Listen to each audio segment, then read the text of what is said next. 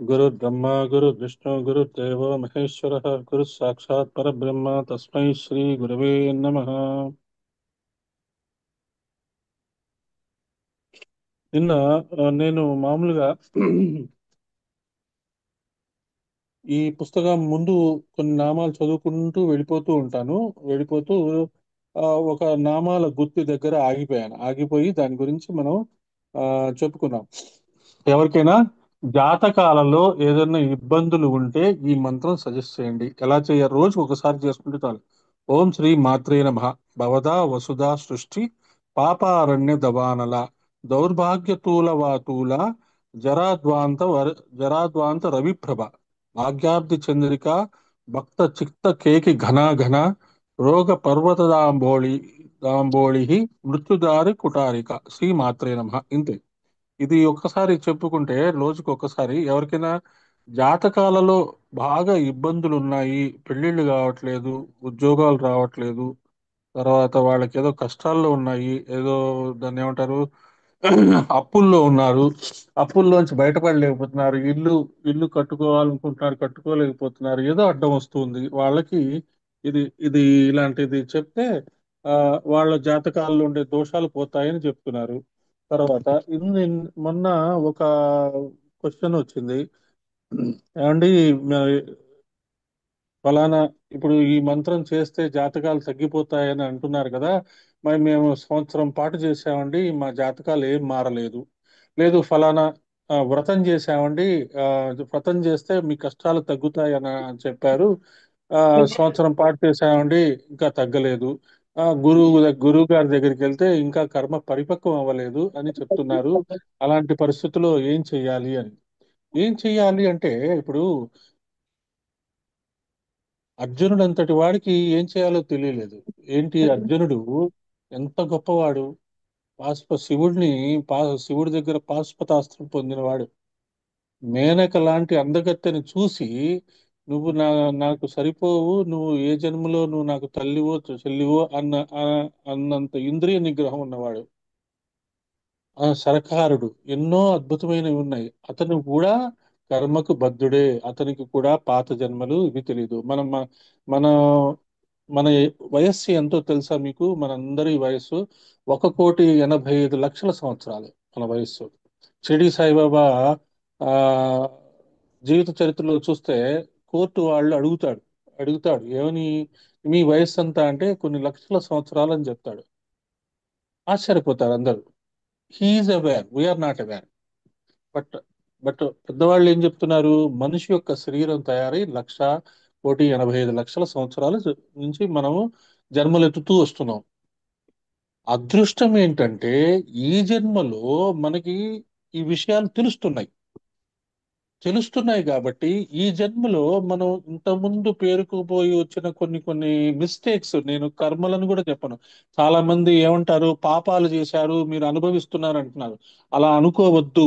అలా ఎప్పుడు అనుకోవద్దు. మనం ఏమి పాపాలు చేయలేదు, మిస్టేక్స్ చేశామనే అనుకోవాలి.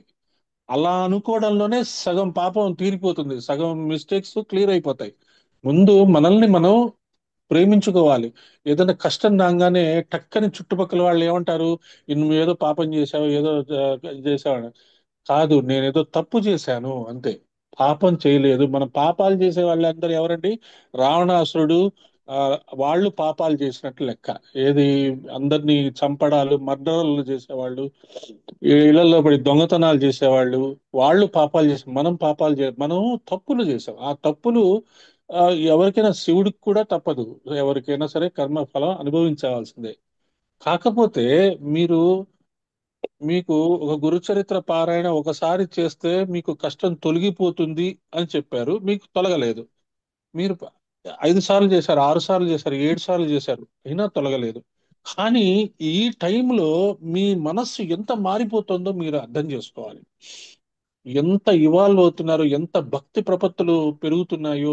ఆ ఒకసారి, 2 సార్లు, 3 సార్లు చదివేటప్పుడు అందులో ఉండే నిగూఢమైన అర్థాలు మీకు తెలుస్తున్నాయి.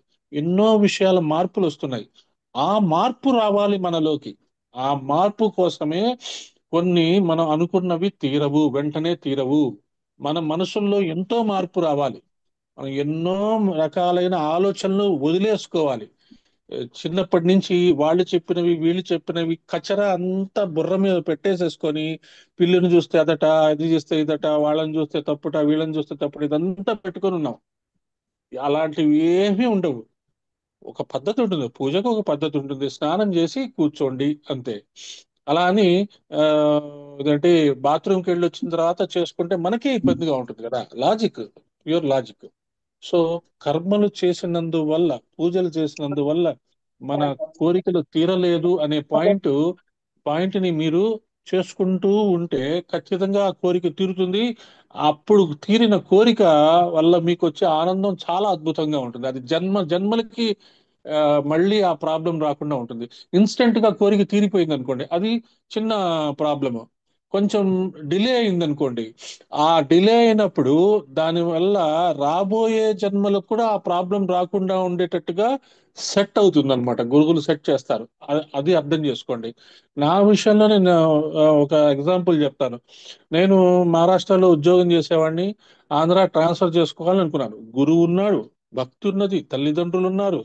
ఆ, చిన్నప్పటి నుంచి ఎన్నో ఆ, విషయాలు తెలుసు, ఎంతో సాధన చేస్తున్నవాడిని. నాకు ట్రాన్స్ఫర్ రావడానికి 3 సంవత్సరాలు పట్టింది. ఆర్డర్ వచ్చిన తర్వాత 1 ఇయర్ పట్టింది. కానీ తర్వాత నాకు తెలుసుకున్నది ఏంటంటే, ఈ 3 సంవత్సరాలు నేను మహారాష్ట్రలో ఉన్నందువల్ల చాలా విషయాలు తెలుసుకున్నా. ఓహో, నేను ఆ కోరిక తీరిన తర్వాత ఒక ఒక డెసిషన్కి వచ్చేసా. డిలే అయినందుకు కారణం వల్ల నాలో ఎంతో మార్పు జరిగింది. అది నా మంచి కోసము, నా వల్ల చేయాల్సిన సేవ కోసము ఆ మంచి జరిగింది అని నన్ను నేను సెట్ చేసుకున్నా. అంతేగాని నేను ఎవరిని తప్పుపట్టలే, గురువుని గాని భగవంతుని గాని. ఎందుకంటే మన కర్మలకి మనమే బాధ్యులం. నేను చిన్నప్పటి నుంచి ఈ జన్మలో ఎవరిని నేను ఇబ్బంది పెట్టలేదండి.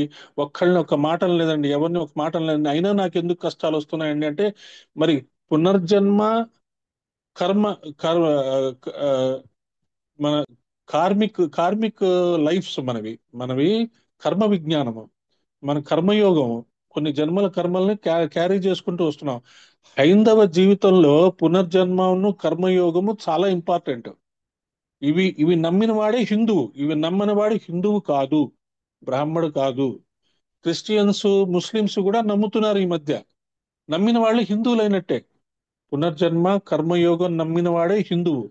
ఎందుకంటే ఇన్ని జన్మలుగా మనం క్యారీ చేసుకుంటూ వస్తున్న విషయాలు అంటే, ఒక లైఫ్ స్పాన్ లో మనం చిన్నప్పటి మెమరీసే మనం చాలా రోజులు మోసుకుంటూ వస్తాం. చిన్నప్పుడు నాకు ఇలా దెబ్బ తగిలింది, మా అమ్మ నాన్న నాకు సరిగ్గా డబ్బులు ఇవ్వలేదు, నేను కొనుక్కోవడానికి డబ్బులు ఇవ్వలేదు, నేను స్కూల్కి మంచి స్కూల్లో చేర్పించలేదు. ఈ తలకాయ నొప్పులే మనకి ఎప్పుడు కంప్లైంట్స్ అయ్యి మనకి. అలాంటిది ఎన్ని క్యారీ చేసుకొని ఉంటామో, ఎన్ని పాపాలు అనను, నేను తప్పులు క్యారీ చేసి ఉంటాము. అవి అవి పరిపక్వం అవ్వాలి, అవన్నీ క్లియర్ చేసుకోవాలి మన మంచి కోసమే. ఈ జన్మలో నువ్వు లలిత వినగలుగుతున్నావు, సహస్రనామం చేసుకోగలుగుతున్నావు అంటే you are almost there. 100% you are almost there. ఇంకా చిన్న చిన్నవి జరుగుతూ ఉంటాయి. వాటిని మనం ఆ, మంచి దీంట్లో తీసుకుంటూ వెళ్ళాలి. పిల్లలు ఎంసెట్ లో చేర్పిస్తాము, మెడిసిన్ రాయిస్తాము. ఫస్ట్ 1 ఇయర్ వాడు ఉద్యోగం అంటే చదువు ఆపేసేసి ట్రై చేస్తాడు, రాదు, సివిల్ సర్వీసెస్ రాదు. ఏం చెప్తాను నాయనా, ఇంకొకసారి ట్రై చేయి. అంతేగాని వాళ్ళకి అరే నీ కర్మ లేదురా, నీకు నీకు ఇది కాదురా, నువ్వు పాపాలు చేసావురా అనం కదా. ఫెయిల్యూర్ ఇస్ నార్మల్ అని మనం ఏం చెప్తాం, మళ్ళీ రాయి నాయన, మళ్ళీ బాగా చదువు అని చెప్తాం. అలాగే ఇక్కడ మళ్ళీ మళ్ళీ మళ్ళీ మనము చేసుకుంటూ ఉండడమే. ఆ కర్మ పరిపక్వత అవ్వాలి. అవ్వడం మనకి మంచిదే, లేట్ అయితే ఇంకా మంచిది. మనకి తిరుమల వెళ్తాము, తిరుమల వెళ్తే మనకి ఆ, ఒక్కొక్కసారి గంటలో దర్శనం అయిపోతుంది, ఒక్కొక్కసారి 6 గంటలు అవుతుంది. పక్కనోడు గంటలో చేసుకొని వచ్చాడు, వాళ్ళని చూస్తే మనకి కుళ్ళు పుడుతుంది. కానీ స్వామి అర్థం చేసుకోండి, ఏ టెంపుల్ కి స్వామి మనల్ని తన దగ్గర ఎన్ని గంటలు ఉంచాలనుకున్నాడో అన్ని గంటలే ఉంచుకుంటాడు. వాడిని ఎవరో ఇంకా వీడికి నాతో పెద్ద పని లేదురా అన్నవాడిని గబగబా దర్శనం ఇచ్చేసి పంపించేస్తాడు. మనలాంటి వాళ్ళు వెళ్తే 3 గంటలు 4 గంటలు పడుతుంది. హాయిగా హరినామం జపం చేసుకోండి, నామ జపం చేసుకోండి, ఆనందించండి, హాయిగా రండి. అంతేగాని వాడికి 10 నిమిషాల్లో అయింది, వీడికి వంట, ఇలాంటివి మనం కాకుండా, మనము భగవంతుడి దగ్గరికి అమ్మవారి భక్తులం కాబట్టి మనలో అటువంటి సందేహాలు ఉండటం మంచిది కాదు. మనము అమ్మవారి భక్తులు అయినప్పుడు మనము ఇంకొకళ్ళకి సందేహాలు తీర్చాలి, మనం ఇంకొకళ్ళని హీలింగ్ చేయాలి, మనం ఇంకొకళ్ళకి మార్గదర్శనం చేయాలి. ఎంతో మందికి మనందరం మార్గదర్శనం చేయాలి కాబట్టే మనం ఇలాగా సామూహికంగా చేసుకుంటున్నాం. ఈ సామూహికంగా చేసుకున్నందువల్ల రోగరహిత, వృద్ధాపరహిత, మృత్యురహిత జీవితం మానవాళికి ఇవ్వాలని ప్రయత్నం చేస్తున్నాం. కాబట్టి అందరికీ సుఖము, శాంతి, సమృద్ధి రావాలనుకుంటున్నాం. శుభకామన చేయాలనుకుంటున్నాం. ఎందుకు? మనలో, మన హృదయంలో అంత మంచితనం ఉంది కాబట్టి. అది చాలదండి మనకి. ఇంకా ఈ చిన్న చిన్న కష్టాలు వస్తుంటాయి, పోతుంటాయి, దానిపాటికి అదే. మన హృదయం పవిత్రంగా ఉన్నంత మటుకు ఎటువంటి బాధలు వచ్చినా, ఎటువంటి ప్రాబ్లమ్స్ వచ్చినా, తీరకపోయినా ఏమి కంగారు పడవద్దు. అమ్మవారి దృష్టి మన మీద ఉన్నది అంటే మనం ఇలా లలితా సహస్రనామం రోజు చేసుకోగలుగుతున్నాము. కాబట్టి మిగతావన్నీ చిన్న చిన్నవే, వాటిని వాటి పాటికి వెళ్ళనివ్వండి. అది ఆ, చెప్పాలనుకున్నాను. ఈరోజు మనము సురనాయిక దగ్గర ఉన్నాం. శోభన వరకు అయ్యింది. శోభన అయిన మహానంగా సౌందర్యం, మంగళం, ఆనందం. మనం ఎప్పుడు శోభనంగా ఉండాలి. మన అమ్మవారి యొక్క శిష్యులం కాబట్టి ఎప్పుడు మనము ఫ్రెష్ గా. నేను నేను పెద్దవాళ్ళని పెద్దవాడిని అయిపోయాను. అయిపోయి పెద్ద నేను నా వయసు పెద్దదైపోయింది, పెద్దవాళ్ళని అయిపోయాను. నేను ఇంకా అన్ని అరేంజ్మెంట్స్ చేసుకోను, అవేం చేసుకోను, నేను అలా రఫ్ గా ఉంటాను అన్ని మగవాళ్ళు కానీ ఆడవాళ్ళు కానీ ఎప్పుడు అనుకోవద్దు. ఆడవాళ్ళు ముఖ్యంగా ఎప్పుడు, ఏ వయసులో అయినా సరే, ఎటువంటి స్థితిలో అయినా సరే, చక్కగా అమ్మవారు చెప్పినట్టు హాయిగా నీట్ గా చక్కగా ఉండాలి. అలా ఉంటేనే మనము, అలా ఉండటం మనం అలవాటు చేసుకుంటే చాలు. మన వల్ల మనం గమనిస్తుంటాం, ఏదైనా మంచిగా చక్కగా డ్రెస్ అయ్యి గుడికి వెళ్ళాం అనుకోండి, 10 మంది మన వైపు చూస్తారు. మనలో ఉండే భక్తిని వాళ్ళకి ఎనర్జీ రూపంలో ట్రాన్స్ఫర్ చేస్తున్నాము. అలాంటి శరీరాలు కావాలి. అందుకని శోభన అయిన మహా, మనము ఎప్పుడు శోభనంగా ఉండాలి, ఆనందంగా ఉండాలి, నవ్వుతూ ఎప్పుడు మొహంలో చిరునవ్వు ఉండాలి. తర్వాత సురనాయిక, శ్రీ సురనాయిక అయిన మహా, నమో దేవై మహాదేవై శివాయై సతతం నమః. దేవిని, దేవతలందరికీ ఆవిడ నాయకురాలు.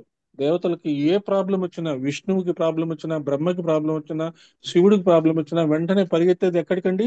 అమ్మవారి దగ్గరికి. అమ్మవారి దగ్గరికి వెళ్ళి ఆమె యొక్క హెల్ప్ తీసుకొని ఈ శుంభ నిశుంభుల్ని వీళ్ళందరినీ ఆ దేవతలు ఎదుర్కొంటారు. దేవతలందరికీ కూడా శక్తినిచ్చిన తల్లి కనుక మహత్తర, ఆ తల్లే సురనాయిక. తర్వాత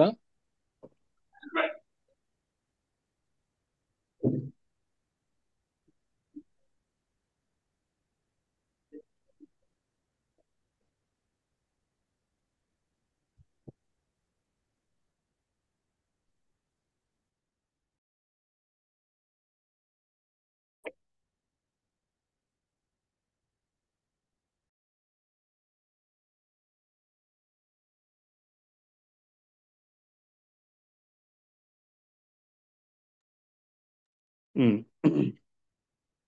తర్వాత కలకంఠి. కలకంఠి అన్న, కాలకంఠి అన్న ఒకటే. శ్రీ కాలకంఠే నమః అన్న, శ్రీ కలకంఠే నమః అన్న ఒకటే. నారాయణ భట్టు మరికొన్ని పూర్వ పాఠాలన్నీ కూడా కలకంఠి అనే నామాన్నే చెప్తాయి. మనకి కలకంఠి అంటే ఏంటంటే ఎగ్జాక్ట్ గా కలము అంటే ఒక ధ్వని. కామ కళారూప దగ్గర విస్తారంగా చెప్పుకున్నాము. ఆ కంఠంలోంచి ఒక రకమైన మధురమైన ధ్వని వస్తుందంట. ఆ ధ్వని ఆ ఎటువంటి ధ్వని అయి ఉండవచ్చు? అవ్యక్త మధుర ధ్వని. అవ్యక్త అంటే బయటికి వినపడదు. అంటే ఇప్పుడు మీరు గమనించే ఉంటారు, డాగ్స్ కి సూపర్ సోనిక్ హియరింగ్ ఎబిలిటీస్ ఉంటాయి. మనము కూడా, మనం మనం చక్కటి ధ్యానం చేస్తుంటే మనకి ఆ, ఎవరు వినని ఆ శబ్దాలు కూడా మనకి వినపడుతుంటాయి. చాలా మంది, మనలో చాలా మందికి అనుభవం ఉండి ఉంటుంది. అమ్మవారి గజ్జల శబ్దము, తర్వాత మాటల మాటలు వినపడటము, అమ్మవారి బ్లెస్సింగ్స్ రావటము, ఇలాంటివి జరుగుతూ ఉంటాయి. గురువులు చెప్పిన మాటలు వినపడటము కలలో, ఇవన్నీ ఆ కాలకంఠే నమః అనే అమ్మవారి యొక్క ఆశీర్వాదం వల్ల జరుగుతోంది. మనకి ప్రాణశక్తికి ఇచ్చే కేంద్రం ఏంటండి? విశుద్ధి. కంఠస్థానం ఏంటి? విశుద్ధి కదా. కాబట్టి అక్కడ జీవుని స్థానం ఉంటుంది. కంఠంలో జీవుడు ఉంటాడు. మూలాధారంలో ఎవరుంటారు? గణపతి ఉంటాడు. స్వాధిష్టానంలో బ్రహ్మ, మణిపూరకంలో విష్ణు ఉంటాడు, అనాహతంలో రుద్రుడు. విశుద్ధి జీవుని స్థానం అంటే ప్రాణస్థానం. జీవహంస జీవహంస చోటు విశుద్ధి చక్రం. శాంతి నామం వివరించుకున్నప్పుడు నాసిక నుండి 10 అంగుళాల క్రిందకి దిగి వస్తే కనపడుతుంది అని చెప్పుకున్నా, అది కంఠస్థానం. కంఠస్థానం అంటే నాసిక నుంచి తర్వాతది. జ్ఞానేంద్రియాలన్నీ తయారై ఉన్న శిరస్సుకి, కర్మేంద్రియాలకి నడిమి స్థానం విశుద్ధి చక్రం. ఇది కర్మ జ్ఞానాల కేంద్ర స్థానం. అందుకే ఆ స్థానం చాలా ప్రధానం. మనము రెండు ఇంపార్టెంట్ స్థానాలని మనం గుర్తుపెట్టుకుంటాం. జ్ఞానేంద్రియాలన్నీ ఎక్కడుంటాయి? శిరస్సులో ఉంటాయి. కర్మేంద్రియాలన్నీ ఎక్కడుంటాయి? బాడీలో ఉంటాయి. ఈ రెండిటికి ఇంటర్మిటెంట్ బ్రిడ్జ్ అన్నమాట విశుద్ధి చక్రం. జ్ఞానేంద్రియాలని సరిగ్గా సరిగ్గా ఉపయోగించుకోవాలన్నా, కర్మేంద్రియాలను సరిగ్గా ఉపయోగించుకున్నా, మాట ద్వారా మనం ఉపయోగించుకుంటాం. తర్వాత మోస్ట్ ఇంపార్టెంట్ ఏంటి? మణిపూరక చక్రం. మణిపూరక చక్రం ఏంటంటే, మణిపూరక చక్రం కింద ఉన్న రెండు మన భౌతికమైన ఇంద్రియ సుఖాలకి లింక్డ్ చక్రాలు. వాటిని దాటి, ఆ కోరికల్ని వాటిని దాటి మణిపూరక చక్రం దాటామనుకోండి, దాటిన తర్వాత ఇంకంతా మనకి ఆ గురువులు, అమ్మవారితో సంపర్కం వచ్చేస్తుంది. కాబట్టి మణిపూరక చక్రం ఎంత ఇంపార్టెంటో విశుద్ధి చక్రం కూడా అంతే important. Vishuddhi chakra is a bridge between జ్ఞానేంద్రియాస్ అండ్ కర్మేంద్రియాస్. Manipuraka chakra is a bridge between higher self and lower self. అంటే మన యొక్క వ్యక్తిగతమైన కోరికలు, వ్యక్తిగతమైన ప్రాబ్లమ్స్, వ్యక్తిగతమైన ఆ, ద్వేషాలు, తర్వాత కామ క్రోధ మోహ లోభ మదమాత్సర్యాలు, వాటన్నిటికీ స్థానము మణిపూరక చక్రం కింద. మణిపూరక చక్రం దగ్గరకు వచ్చేటప్పటికి మనము ఆ కామము, క్రోధము, లోభము, మదము, మాత్సర్యాలు ఇవన్నీ దాటడానికి సాధన చేస్తాం. సాధన చేసినప్పుడు మణిపూరక చక్రం దగ్గర చాలా ఇబ్బందులు ఎదుర్కొంటాం. మనం చాలా కష్టాలు వస్తాయి. మనల్ని ఎంతో పరీక్షలు చేస్తారు. ఆ పరీక్షలన్నీ నెగ్గుకుంటూ నాకు అమ్మవారే కావాలి, అమ్మవారి మీద ధ్యాస పెడితే అమ్మవారే అన్ని చూసుకుంటానన్నారు. నా ఫ్యామిలీ ప్రాబ్లమ్స్ కానీ, పర్సనల్ ప్రాబ్లమ్స్ కానీ, నా హెల్త్ కానీ అమ్మవారే చూసుకుంటా అన్నారు. కాబట్టి నాకు అమ్మవారే కావాలి, మిగతా వాటి మీద నాకు అంత ధ్యాస లేదు. మిగతా వాటిట్లో నేను రెస్పాన్సిబుల్ పర్సన్ గా ఉంటాను. ఒక తల్లిగా, చెల్లిగా, తండ్రిగా, కొడుకుగా, భార్యగా, భర్తగా నేను నా రెస్పాన్సిబిలిటీస్ నేను 100% ఫుల్ఫిల్ చేస్తాను. కానీ నా లక్ష్యం ఏంటంటే అమ్మవారు. కాబట్టి అమ్మవారి మీద నా దృష్టి ఉంటే మణిపూరక చక్రాన్ని నేను ఈజీగా అధిగమించగలను. తర్వాత అనాహత చక్రం వస్తుంది. ఇక్కడ ఏమని చెప్తున్నాడు? అనాహత చక్రము రుద్రస్థానము. రుద్రస్థానం చెప్తున్నాడు. మణిపూరకం విష్ణు స్థానం. విష్ణువు ఎందుకు మణిపూరకం ఎందుకు చెప్పాడు? ఆయన రూలర్ అన్నమాట. ఆయన ఆ, ఏది ఎక్కడ ఉండాలో నిశ్చయించేవాడు. అంటే మనం మణిపూరక చక్రం దగ్గరికి వచ్చేటప్పటికి మన ఆలోచనలో 100% మార్పు వచ్చేస్తుంది అనమాట. ఎప్పుడు ఏది చేయాలో మనం క్లియర్ గా అర్థమైపోతుంది.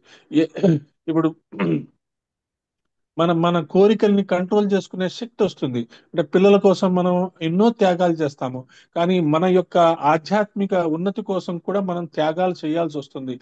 పిల్లల మీద, వాటి మీద, వీటి మీద మమకారం తగ్గించుకొని రెస్పాన్సిబిలిటీస్ ఫుల్ఫిల్ చేయాల్సిందే.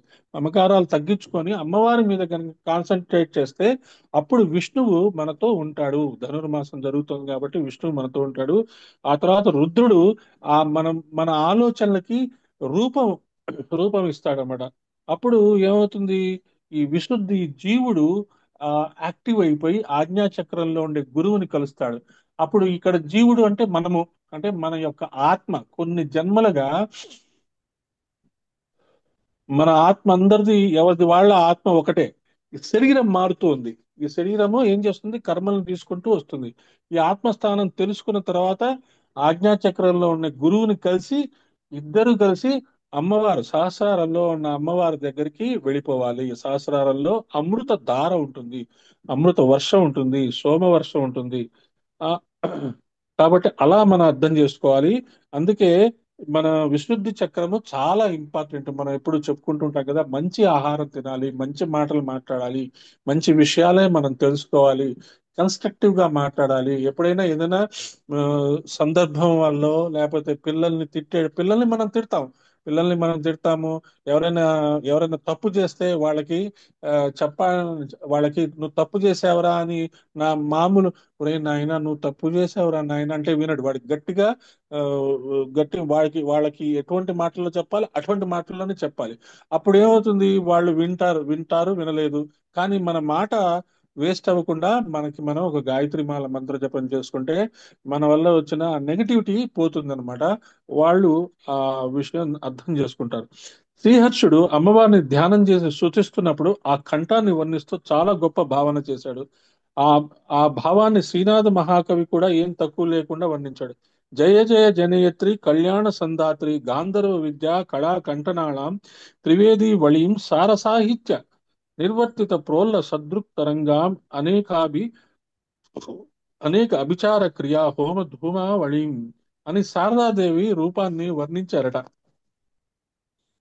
అమ్మ గాంధర్వ విద్యాకళ నీ కంఠమమ్మా. అమ్మవారి యొక్క కంఠములో మొత్తము గాంధర్వ విద్య అంటే ది ఎంటైర్ సింగింగ్ ఫ్రెటర్నిటీ అంటే మొత్తము ప్రకృతిలో మంచి శబ్దాల్ని ఇచ్చేవి ఏమేమిటి? పక్షులు, తర్వాత కొన్ని జంతువులు, వర్షము, ఉరుము, సముద్రం దగ్గర అలల హోరు కూడా ఎంతో అద్భుతమైన ఆ శబ్దం అది. వాటిని మనం అక్కడికి వెళ్ళినప్పుడు విని ఆస్వాదించాలన్నమాట. తర్వాత ఎండుటాకుల చప్పుడు. మనం ఎండిపోయిన ఆకులు కింద పడినప్పుడు ఏదో ఎండిపోయిన అనుకున్నాం, కానీ ఆ ఆ ఆ శబ్దము కూడా చాలా ఇంపార్టెంట్ అన్నమాట. అలాగా పక్షులు చ- అలా ఆ, ఒక్కొక్కసారి మనం ప్రకృతిలోకి వెళ్ళినప్పుడు పక్షులు కిలకిలా రావాలి వింటుంటే ఎంత ఆనందం అనిపిస్తుంది. అలాంటివన్నిటికీ కారణము.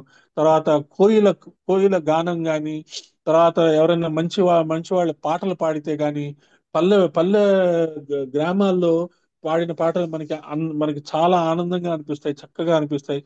వీటన్నిటికీ కారణం ఏంటి? గాంధర్వ విద్య. అది కలకంఠి. సో అమ్మవారి యొక్క ఆ, మనము ఆ మనం కంఠము గనుక మన కంఠాన్ని గనుక మనం చక్కగా మేనేజ్ చేసుకుంటే కలకంఠి అనే పదానికి అర్థం అవుతుంది.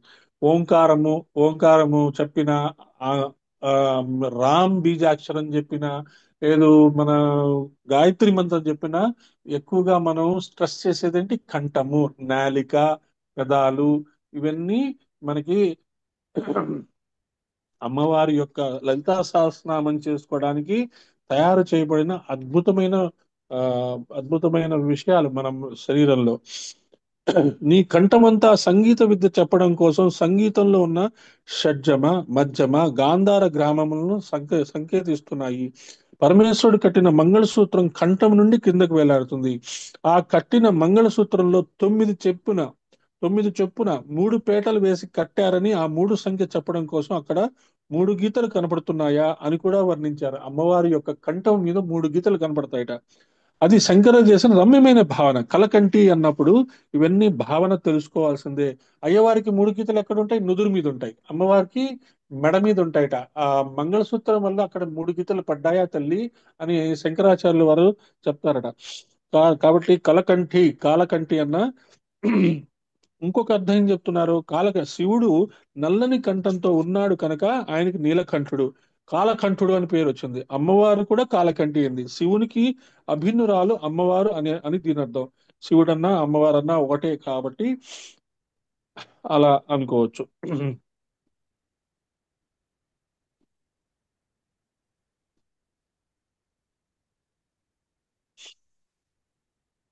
కాలంజరము అనే క్షేత్రంలో అమ్మవారు కాలకంఠి అనే పేరుతో ఉన్నారట. శక్తిపీఠాల్లో ఎక్కడ కాలకంఠి ఉన్నదో చూపించి, పురాణాల్లో ఎక్కడ ఉందో చూపించారంటే ఆ మహానుభావుని అధ్యయనం ఉపాసనా బలం ఎంతటితో తెలుస్తుంది.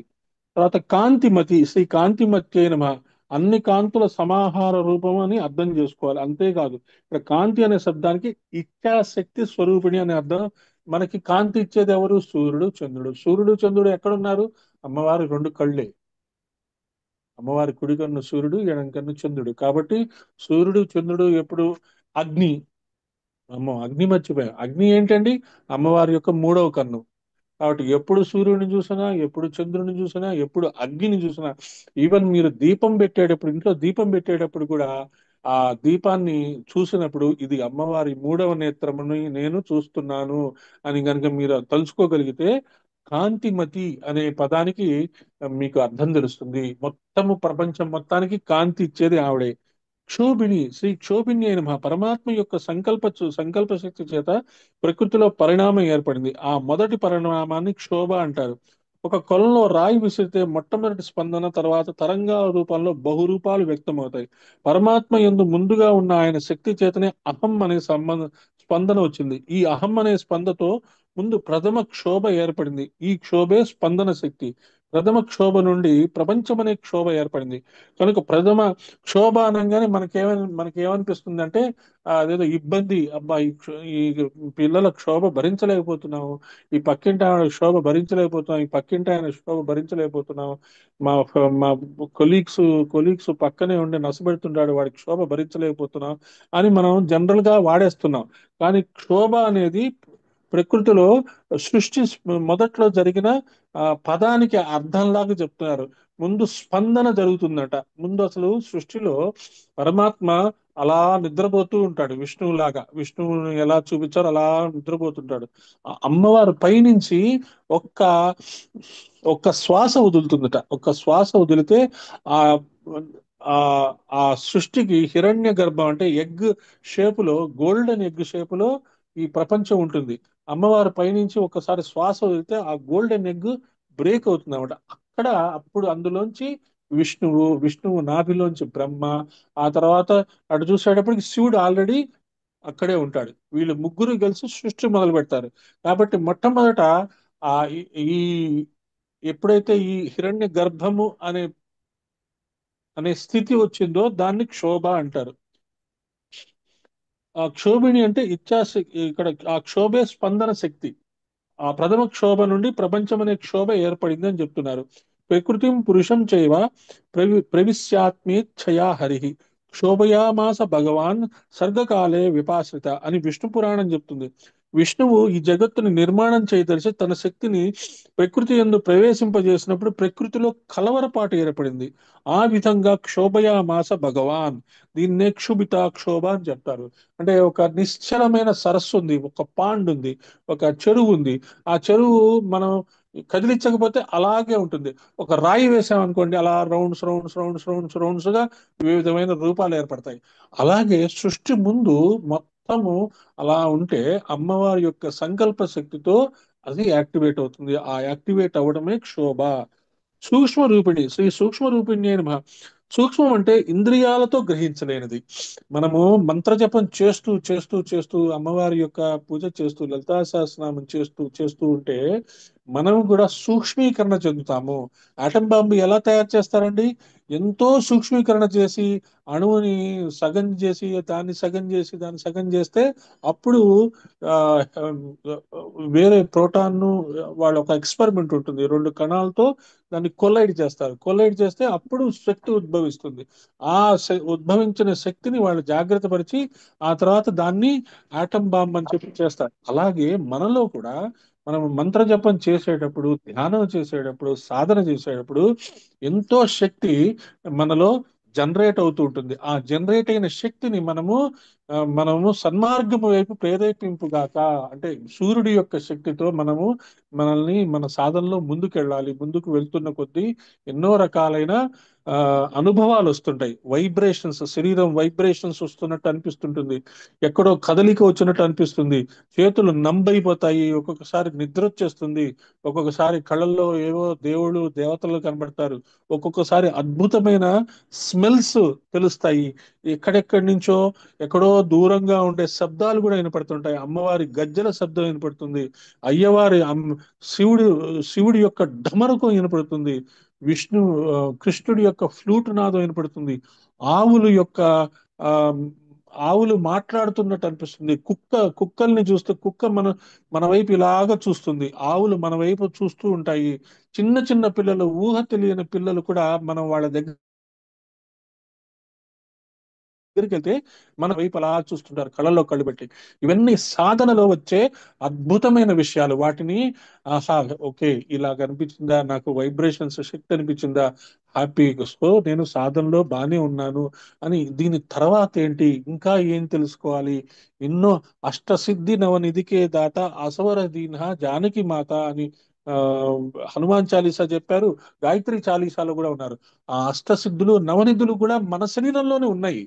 అవేవో మనం కోరుకొని తెచ్చుకునేవి కాదు, మన శరీరంలో ఉన్నాయి. సాధన వల్ల ఆ సిద్ధులు అవి మనకి వస్తాయి. వచ్చినందువల్ల ఏంటి ఉపయోగము, ఇంకా ఎఫెక్టివ్ గా మనము హ్యుమానిటీకి సర్వీస్ చేయొచ్చు. ఎందరో కొన్ని వేల మందికి మనం హీలింగ్ చేయొచ్చు, ఎంతో మందికి మంచి విషయాలు చెప్పవచ్చు, వాళ్ళకి మార్గదర్శనం చేయొచ్చు. అలాగా మనం చేసే ఆ humanity service the most highest form of service. అలాంటి సర్వీస్ చేయటానికే మనం పుట్టాం. ఏదో కాకతాళీయంగా ఏదో పెళ్లిళ్ళు చేసుకొని పిల్లల్ని పుట్టేసుకొని ఏదో చదివేసుకొని కాదు. మనము పరమ గురువులతో సమానమైన శక్తి ఉన్న వాళ్ళము. ఎన్నో జన్మలుగా మనం అటువంటి శక్తిని కేంద్రీకృతం చేసుకోవడానికి మనం సాధన చేస్తున్నాం. ఈ జన్మలో మనకి ఆ విషయాలు తెలిసినాయి. ఈ జన్మని మనం ఎక్స్పెరిమెంట్ లాగా చూసుకొని కావాల్సినంత సాధన చేసుకుంటే ఏ ఏ ఏ సెకండ్ లోనైనా మనలో ఆ ఆత్మజ్ఞానం ఒక కమలం వికసిస్తుంది, మణిపూరక చక్రం వికసిస్తుంది, మూలాధార చక్రం వికసిస్తుంది, ఆ తర్వాత అనాహత చక్రం వికసిస్తుంది. ఆ వికసించినప్పుడు ఇందాక చెప్పిన విషయాలన్నీ తెలుస్తూ ఉంటాయి. మనకి తెలిసినప్పుడు జాగ్రత్తగా మనలోనే ఉంచుకొని, నాకు అవి తెలిసిపోయినాయి ఇవి తెలిసిపోయినాయి ఆహా ఓ అని అని గెంతకుండా, అహంకారం రానియకుండా హంబుల్ గా ఉంటూ అందరితో కలిసి అసలు ముఖ్యమైన ఆ, సాధనలో ముఖ్యమైన విషయం ఏం జరుగుతుందంటే, ప్రపంచం అంతా అందరిలో నేనున్నాను అనే విషయం కూడా తెలియాలి. ఎన్ని ఎన్ని మనకి ఆ డ్రీమ్స్ వచ్చినా, ఎన్ని ప్రకంపనలు జరిగినా, ఎంత ఎనర్జీ గురించి తెలిసినా, ప్రతి ఒక్కళ్ళలో నేను ఉన్నాను, ప్రతి ఒక్కళ్ళలో భగవంతుడు ఉన్నాడు, నాలో కూడా భగవంతుడు ఉన్నాడు అనే విషయము ఒక బ్లైండ్ ఫెయిత్ లాగా వచ్చేటప్పటికి అప్పుడు నిజమైన జీవితం స్టార్ట్ అవుతుంది. అలాంటి సూక్ష్మ రూపిణి మహా సూక్ష్మీకరణ చెందడానికి మనకి ఉపయోగించే ఆ, ఈ నామం సూక్ష్మాత్ సూక్ష్మతరం నిత్యం అణోరణీయాన్. అన్నిటికంటే సూక్ష్మమైనది నిత్యమైనది అణువు కంటే అణువైనది అని వర్ణించాయి. ఉపాస్య అయిన పరమేశ్వరి కూడా స్థూల సూక్ష్మ పరారూపాలతో అలరారుతుంది. అందులో రెండవదైన సూక్ష్మ రూపం కలది. తంత్రరాజ్యం ప్రకారం మూలాధారమందున్న అగ్నికుండంలో శాస్త్రోక్త విధంగా మంత్రాక్షరాలతో 11 విధాలుగా చేసే హోమానికి సూక్ష్మము అని పేరు. ఆ హోమ రూపిణి అని ఇంకొక అన్వయము. మనందరికీ యజ్ఞము గురించి బాగా తెలుసు, యజ్ఞం విషయాలు తెలుసుకుంటూ ఉంటాం. ఏం జరుగుతుంది, అసలు అసలు మన శరీరంలో యజ్ఞకుండి ఎక్కడుందండి, మూలాధారంలో ఉందంట. యజ్ఞకుండి. మరి మణిపూరక చక్రం అగ్ని అని చెప్తారు కదండి. అంటే మూలాధారంలో ఆ ఆ మూడున్నర చుట్లతో పడుకొని ఉన్న ఆ ఆ ఆ పాము అంటారు, ఆ కుండల్ని అంటారు, అదే అగ్నికుండం, చిదగ్నికుండ సంభూత. అక్కడ నుంచి చేతనత్వం యాక్టివేట్ అవ్వాలి. అక్కడి నుంచి చేతనత్వం యాక్టివేట్ అయ్యి విసతంతు తనీయసి అని చెప్పుకున్నాం. ఆ కుండలిని శక్తి కింద నుంచి పైకి, పైనుంచి కిందకి అలా తిరుగుతూ ఉంటుంది యోగుల జీవితాల్లో. మనలో కూడా తిరుగుతూ ఉందేమో మనకి తెలియదు. అవగాహన రావాలి. అవగాహన రావాలంటే సూక్ష్మ రూపిణి అయిన మహా సూక్ష్మీకరణ చెందాలి. అందుకనే మనము సివివి ధ్యానంలో, సకల సమర్థ సద్గురు స్పర్శ ధ్యానంలో, మనం శుక్రవారాలు రాత్రుళ్ళు మనం చేసే ఈ సాధనలో మనం ఏం చేస్తాము, సాధన చేయంగానే ఒక మాల మంత్ర జపం చేయంగానే టక్కన లేచేసేసి మంచినీళ్ళు తాగేసేసి ఆహా మాల మంత్ర జపం చేసేసాము అయిపోయింది అనుకొని లేవటం కాదు. ఒక ధ్యానం చేసిన తర్వాత, ఒక మంత్ర జపం చేసిన తర్వాత ఒక 2-3 మినిట్స్ ఎంజాయ్ చేయండి. ఆ సాధన చేసిన ఆ ఆనందం ఉంటుంది కదా మనకి, ఆహా ఒక మాల మంత్ర జప ఆనందాన్ని మనం అణువణువున నింపుకోవటానికి, ఆ ఎనర్జీ డిసెంట్ అవ్వడానికి ఒక 2-3 మినిట్స్ అలాగే ఉండాలి. అందుకనే పౌర్ణమి అప్పుడు మనము టెర్రస్ మీదకి వెళ్ళినప్పుడు ఆ చంద్రుడిని చూసినప్పుడు అలా కళ్ళు మూసుకొని అలా ఉంటే అసలు ఏం మాట్లాడక్కర్లేదు, ఏం ఆలోచించక్కర్లేదు. ఆ చంద్రుడి యొక్క కిరణాలు మనలో అలా పడుతుంటాయి. అందుకనే తెల్లవారుజామున సూర్యుడి యొక్క కిరణాలు మనలో పడాలని చెప్పి మనం సముద్ర తీరాలకి వెళ్ళమని చెప్తుంటారు. ఆ మన వెట్ క్లాత్స్ తో మనం సూర్యుడు ఎదురుగా కూర్చొని ఉంటే ఇంకా ఆయన చేసుకోవాల్సిన పని ఆయన చేసేసుకుంటాడు. శరీరం ఆటోమేటిక్ గా ఎనర్జీ తీసేసుకుంటుంది. అటువంటి సెల్ఫ్ ఎక్స్పెరిమెంటేషన్స్ చేసుకుంటూ ఉంటేనే తప్పితే ఈ సూక్ష్మ రూపిణి అయిన మహా అనేది మనకు అర్థం కాదు. ఎన్ని సంవత్సరాలు మన లలితా సహస్రం రోజుకి 100 సార్లు చదివినా, కోటి సిద్ధమంగళ స్తోత్రాలు చదివినా, ఎక్కడ ఏం చదివినా, సాధన వల్లనే మీకు గురువులు చెప్పే విషయాలు అర్థమవుతాయి. సాధన చెయ్యాల్సిందే, స్వాధ్యాయం చెయ్యాల్సిందే. సాధనలో ఎంత టైం మీరు స్పెండ్ చేయగలిగితే అంత మంచిది. ఆ సాధన చేసే విషయాల్లో మీరు మీ యొక్క కుటుంబ సభ్యుల మాటలు వినక్కర్లేదు. మీ సాధనే మీకు ముఖ్యము. ఒక భార్యగా, ఒక భర్తగా, ఒక తమ్ముడిగా, ఒక తండ్రిగా మీరు చేయాల్సిన రెస్పాన్సిబిలిటీస్ చేసిన తర్వాత కూడా మన దగ్గర 24 గంటల్లో చాలా సమయం ఉంటుంది. వాళ్ళు ఏం చెప్తారు? నీ నువ్వు అనవసరంగా టైం వేస్ట్ చేసుకుంటున్నావు, ఆ పుస్తకాలు చదువుతున్నావు, ఆ సాధన చేస్తున్నావు, నా దగ్గరే ఉండు, ఎదురుగా కూర్చో. వాళ్ళకి కావాల్సిన వాళ్ళకి ఇచ్చేయటం, మన పని మనం చేసుకోవటం. అక్కడ మనము చాలా జాగ్రత్తగా, వివేకంగా మనం ఆ రెస్పాన్సిబిలిటీస్ ఫుల్ఫిల్ చేసుకొని ఆ డిటాచ్మెంట్ అలవాటు చేసుకోవాలి. లేకపోతే వాళ్ళకి మనం బంధం అయిపోతాం, మనం వాళ్ళకి బంధం అయిపోతాం. మనం వాళ్ళకి మెల్లగా మెల్లగా చెప్పుకుంటూ ఉండాలి. వాళ్ళని కూడా మనం సాధనలో దించగలిగితే వాళ్ళు కూడా ఈ ఆనందాన్ని అనుభవిస్తారు. నేను అలాగే చెప్తా. నేను ఎక్కువ టైమ్ ఆఫ్ అవర్స్ నేను వీటిలోనే ఉంటాను. మా వాళ్ళకి కావాల్సినవి వాళ్ళకి ఇచ్చేస్తాను. వాళ్ళు మా దగ్గర కూర్చొని మా ఇళ్ళకి రా, మా ఇంట్లో ఉండు అంటుంటారు. మీరు హాయిగా ఉన్నారు, నేను సాధన చేసుకుంటున్నాను, నాకు ఇది హాయి, మీకు అది హాయి. కాబట్టి మనం ఎక్కడున్నామో అక్కడే మీ రెస్పాన్సిబిలిటీస్ అన్ని నేను ఫుల్ఫిల్ చేస్తా. అలాగని మీ ఇంటికి వచ్చి కూర్చొని ఆహా ఓహో అనే టైం నాకు లేదు. మీరు చేసుకోండి. నేను మీ అందరికీ దూరంగా ఉంటూ నేను సాధన చేసుకుంటూ, స్వాధ్యాయం చేసుకుంటూ ఎంత ఆనందం పొందుతున్నానో మీరు ఆనందం పొందండి అని చెప్తాం. అప్పుడు వాళ్ళకి అర్థం అవుతుంది అనమాట. ఓహో, వీడు మనం దగ్గరగా లేకపోయినా ఇంత ఆనందంగా ఉంటున్నాడంటే అందులో ఏదో ఉంది అనే ఉద్దేశంతో వాళ్ళు కూడా మన విషయాలు తెలుసుకోవచ్చు. ఇక్కడ మనకి ధాతు దేవతల విజ్ఞానం అని చెప్పారు. ఆయుర్వేదం ప్రకారం మన శరీరంలో సప్త ధాతువులు ఉన్నాయని చెప్తారు కదా. ఆ సప్త ధాతువులు ఎవరు తయారు చేశారండి? వసిన్యాది వాగ్దేవతలు. మనం ఎప్పుడైతే లలితా సహస్రనామం తయారు చేస్తూ, లలితా సహస్రనామం యొక్క విజ్ఞానం అందిస్తూ, ఈ ధాతువుల యొక్క రిలేటెడ్ రిలేటెడ్ దేవతా ప్రజ్ఞల గురించి కూడా చెప్తారు. వాళ్ళు ఎవరండి? వజ్రేశ్వరి, వామదేవి, వయోవస్థ, వివర్జిత, సిద్ధేశ్వరి, సిద్ధ విద్య, సిద్ధమాత, యశస్విని, మొత్తం 7 నామాలు. తర్వాత మొదలవుతున్నాయి విశుద్ధి చక్ర నిలయ, రక్తవర్ణ, త్రిలోచన. ఇది 38వ శ్లోకం. నామాల వరుసలో 476వ నామము విశుద్ధి చక్ర నిలయ. అక్కడి నుండి క్రమంగా 535 నామం యాకిన్యంబ స్వరూపిణి వరకు 71 నామాలు. ఒక కంప్లీట్ గా ఒక గుచ్చం, ఒక చాప్టర్, ఒక సాధన చాప్టర్. ఇలా మనము కమెంటరీస్ తెలుసుకుంటే, చదువుతుంటే మనకి అర్థమవుతాయి. ఓహో, 476 నుంచి 535 వరకు 71 నామాలు. ఇది ఊరినే కాకతాళీయంగా క్యాజువల్ గా తయారు చేయలేదు. ఈ 71 నామాలు మన శరీరానికి సంబంధించిన, మన బయాలజీకి సంబంధించిన, మన శరీరంలో ఉండే కెమిస్ట్రీకి సంబంధించిన, మన శరీరంలో ఉండే ధాతువులకు సంబంధించిన సైన్స్ అందులో ఉన్నది. అందులో పెట్టారు ఎవరు? వసిన్యాది వాగ్దేవతలు. అమ్మవారిని వర్ణిస్తూ ఆ 476 నుంచి 535 ఇలా మనము నామాలు గుత్తులు గుత్తులుగా ఇలా ఇలా తెలుసుకుంటూ ఉంటే మనం ఈసారి లలితా సహస్రనామం చదివేటప్పుడు ఓహో, ఇలా ఇక్కడ ఇక్కడ వరకు ఇది స్టాప్, ఇక్కడ నుంచి ఇది తెలుసుకోవాలని అర్థం అవుతుంది. కాబట్టి మన శరీరంలో సప్తధాతువులు మనం తయారు చేసుకోలేదండి. అది ఒక్కటి అర్థం చేసుకోవాలి.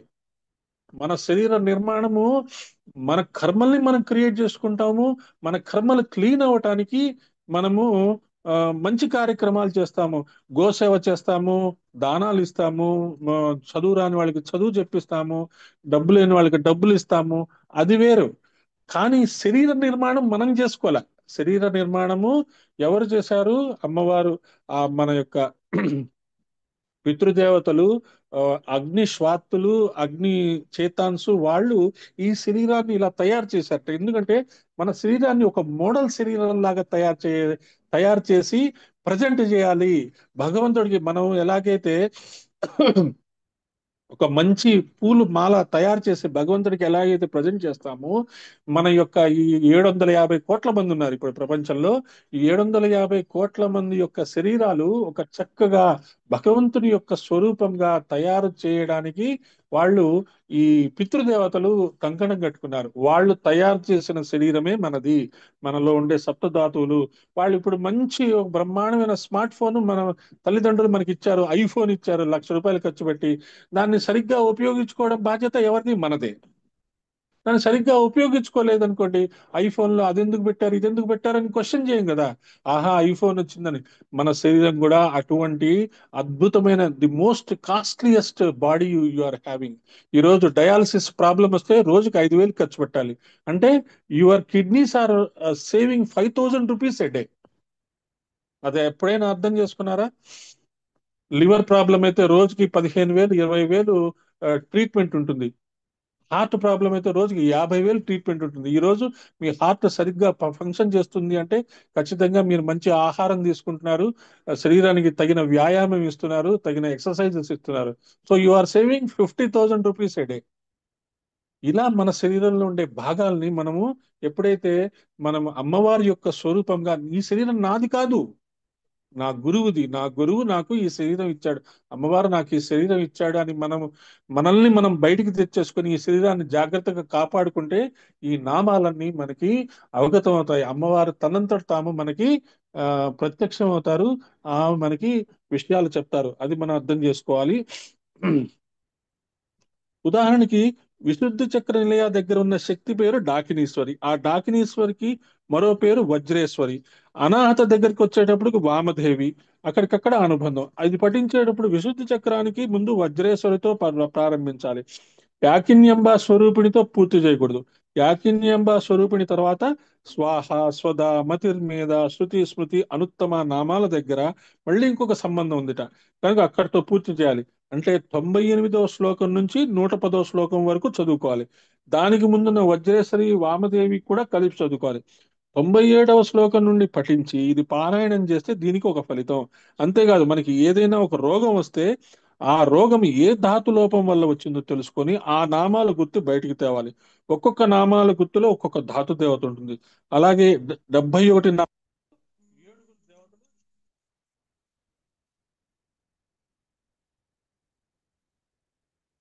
71 నామాల్లో 7 దేవతలు వస్తున్నారు. ఇంచుమించు ఒక్కొక్క దేవతకి 10 నామాల చొప్పున చూసుకున్న 10 నామాల గుర్తుతో ఒక ధాతు దేవత ఉంటుంది. ఇలా మొత్తము 7 ధాతు దేవతల్ని మనం చూసుకోవచ్చు. ఈ ధాతువుల్లో తేడాలు వస్తే రోగాలు వస్తాయి. సప్త ధాతువులు బాగుంటే మనకి ఏ రోగం రాదు. శ్రీచక్రంలో వారాహిదేవి ఆవరణలో కిరిచక్రం నందు ఈ ధాతు దేవతలు ఉంటారు. కిరిచక్ర రథారూఢ అని చెప్తాం కదా. వారు లలితాదేవి స్వరూపాలే. మన శరీరంలో ఉండి శరీరాన్ని నియంత్రిస్తూ ఉంటారు. ధాతు వైషమ్యం రాకుంటే ఆరోగ్యం ఉంటుంది. మరి మన శరీరంలో ఉన్నారని చెప్తారు కదండి, మనకి అవేర్నెస్ లేదే అంటే, అవేర్నెస్ కోసం మనం ప్రయత్నించాలి. అవేర్నెస్ కోసం సాధన చేయాలి, తెలుసుకోవాలి. తెలుసుకుంటే మన శరీరమే దేవతా స్వరూపము అని ఎప్పుడైతే మనకి అర్థమైపోయిందో, ఇంకంతే, అప్పుడు ఆత్మజ్ఞానం లభించినట్టే. అప్పుడు మన శరీరాన్ని ఎలా చూసుకుంటాము? చాలా జాగ్రత్తగా చూసుకుంటాము. అందుకనే ఏ దేవతలకి నైవేద్యం పెట్టాలో మనకి నవరాత్రుల్లో చాలా క్లియర్ గా చెప్పారు. లలితా సహస్రనామంలో కూడా చెప్తారు. ఆ దేవత పాయసాన్న ప్రియ, ఆ దేవతకి పాయసం పెట్టాలి. గూడాన్న ప్రీత మానస, దేవతకి గూడాన్నం పెట్టాలి. అలా ఏ దేవతకి ఏ నైవేద్యం పెట్టాలో చక్కగా వివరించారు. విశుద్ధి చక్ర నిలయ నుంచి డాకినీశ్వరి వరకు ఉన్న నామాలు చర్మం అనే ధాతు దేవతను చెప్తున్నాయి. ఆ దేవతకి పాయసాన్నం ప్రియం. కనుక శ్రీమాతే నమః మంత్రం ఉచ్చరించి విశుద్ధి చక్ర నిలయ రక్తవర్ణ త్రిలోచన డాకినీశ్వరిని పూర్తి చేసి మరల శ్రీమాతే నమః జపం చేసి పాయసాన్ని నైవేద్యం పెట్టి దాన్ని ప్రసాదం తీసుకుంటే ఆ ధాతు వైషమ్యం పోతుంది. ఇది ఒక పద్ధతి. అలాగే ఒక స్త్రీ గర్భవతి అయింది అని తెలిసాక ధాతు దేవతలకు ఒక్కొక్కరికి వారికి సంబంధించిన నైవేద్యం తయారు చేసి నెలల క్రమాన్ని అనుసరించి ఆ చెప్పిన క్రియ ప్రకారం అమ్మవారికి నివేదించి గర్భవతి చేత తినిపిస్తే లోపల తయారయ్యే శిశువుకి ఆ ఇంద్రియాలు చక్కగా నిర్మాణమై ఉత్తమమైన శిశువు కలుగుతాడు. కాబట్టి ఇవి మనకి ధాతువులు సంబంధించిన మంత్రాలు. ఇలాంటి అద్భుతమైన సీక్రెట్స్ ఇందులో ఉన్నాయి. కాబట్టి ఈ ధాతు శక్తుల తల్లుల్ని ఉపాసన చేసుకొని అన్ని రకాల పుష్టులను సంపాదించుకుందాం. ఒక్కటి మాత్రం బాగా తెలుస్తుంది, నా శరీరంలో 7 చోట్ల తల్లి 7 రూపాలతో కూర్చొని ఈ శరీరంలో ఎముకని, రక్తాన్ని మొదలైన ధాతుల్ని ఏర్పాటు చేసి నడిపిస్తుందంటే ఆ తల్లి ఎంత దయామయి. ఇక్కడ మనం రాసుకున్నాం.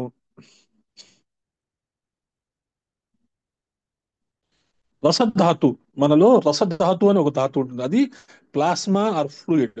రక్తధాతు అని ఒకటి ఉంటుంది, అదేంటండి బ్లడ్ రూపంలో ఉంటుంది. మాంసధాతు అంటే మజిల్స్, మన శరీరంలో ఉండే మజిల్స్, కండరాలు, మాంసధాతు అని. మేధాధాతు అంటే ఏంటంటే ఫ్యాట్. ఫ్యాట్ ఎక్కువైపోయింది, కొవ్వు ఎక్కువైపోయింది. మొన్నటిదాకా డాక్టర్లు ఏం చెప్పారు? ఎక్కువ కొవ్వు ఉంటే ప్రమాదం అంటున్నారు, మళ్ళీ ఇప్పుడు ఏం చెప్తున్నారు? తక్కువ కొవ్వు ఉంటే ప్రమాదం అంటున్నారు. వాళ్ళ ఇష్టం, వాళ్ళు ఏదో రకంగా చెప్పుకుంటారు. కానీ మనం ఫాలో అవ్వాల్సింది ఏంటంటే మన మన అమ్మమ్మలు, తాతమ్మలు ఎటువంటి ఆ, ఎటువంటి భోజనాలు చేశారో అలాంటి భోజనమే మళ్ళీ తిరిగి మనం తెచ్చుకొని అలాంటివే చేయాలి. జంక్ ఫుడ్ మనకు వద్దు. ఎప్పుడైనా టేస్ట్ కోసం పిల్లలతో సరదాగా ఒక పిజ్జానో ఒక ఏదో తినండి. అలా తిన్నందువల్ల అదేదో పాపం కాదు. కాకపోతే we have to stick to our ancient wisdom, we have to stick to our ancient food habits. తర్వాత అస్థి ధాతు అంటే బోన్, మన బోన్. ఆ తర్వాత మజ్జా ధాతు, బోన్ మ్యారో. బోన్స్ లో బోన్స్ లో ఒక ఒక రకమైన ఆ మజ్జ మజ్జ ఉంటుంది. బోన్స్ లోపల కొంత మ్యారో ఉంటుంది, ఆ మ్యారో కూడా దాని వల్లే బోన్ గట్టిగా ఉంటుంది. శుక్రధాతు, రీప్రొడక్టివ్ ఫ్లూయిడ్ ఆఫ్ సెమెన్. ఏదైతే మన శుక్రధాతు మేల్స్ లోంచి వచ్చి ఫీమేల్ లో కలిసి పిల్లలు ఏదైతే పుడతారో ఆ అది కూడా అమ్మవారి యొక్క స్వరూపమే. అలాగా 7 ధాతువులు ఉంటాయి మనలో. ఈ 7 ధాతువుల వల్లే మన శరీరం సక్రమంగా పనిచేస్తుంది. ఆయుర్వేద శాస్త్రము కేవలం ఈ 7 ధాతువుల ప్రకారమే పనిచేస్తుంది. కాబట్టి అమ్మవారి యొక్క లలితా సహస్రనామంలో కూడా ఈ 7 ధాతువులు యాక్టివేట్ చేసే సైన్స్ ఉన్నది అనేది మనం అర్థం చేసుకోవాలి. ఇది జై గురుదేవ్, వజ్రేశ్వరి మళ్ళీ ఒకసారి చెప్పరా అండి స్టార్టింగ్? ఆ ఏడు ఏడు రక్తదాతు ధాతు 7. ఏడు ధాతువులు, ఏడు ఏడు దాకా. రసధాతువు అంటే ప్లాస్మా ఆర్ లింఫ్ ఫ్లూయిడ్, మనలో ఉండే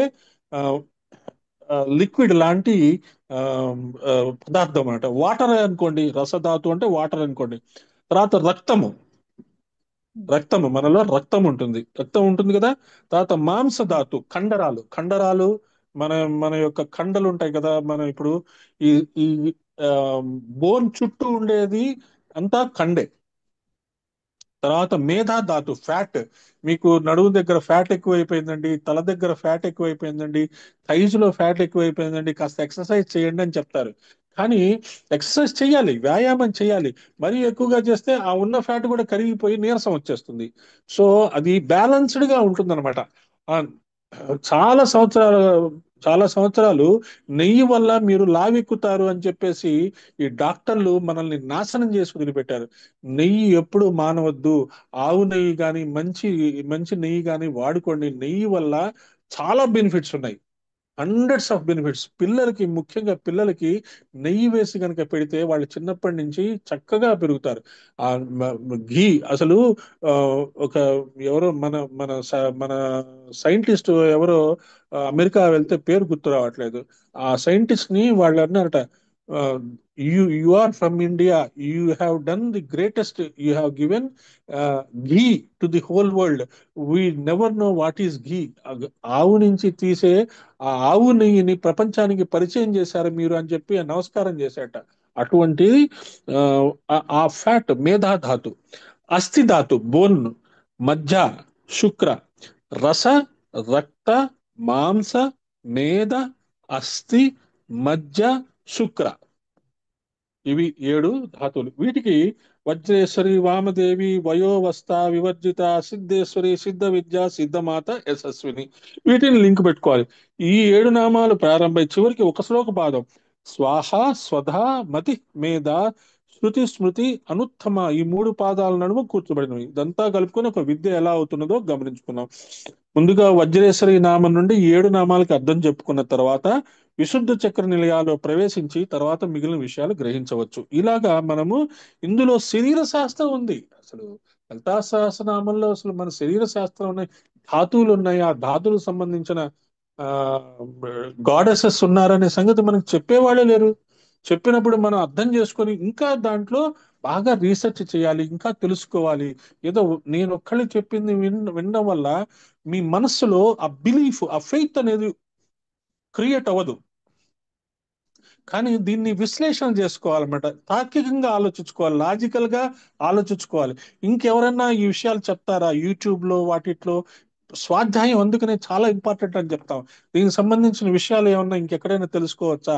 మీ మదర్ లాంగ్వేజ్ లో, తమిళ్లో కానీ ఇంగ్లీష్ లో కానీ లలితా సహస్రనామం యొక్క భాష్యం వివరించిన వాళ్ళు ఈ సప్త ధాతువుల గురించి, దానికి లింక్ అయి ఉన్న అమ్మవార్ల గురించి, మన శరీరంలో ఎక్కడున్నాయి వీటి గురించి ఇంకా ఇంకా మీరు వేరియస్ కమెంట్రీస్ కనుక చదువుకోగలిగితే ఇది బుర్రలోకి ఫెయిత్ అనే ఒక దీని ప్రకారం స్టాంప్ అవుతుంది. స్టాంప్ అయిన తర్వాత దాన్ని అప్పుడు యాక్షన్ లో పెట్టగలుగుతారు.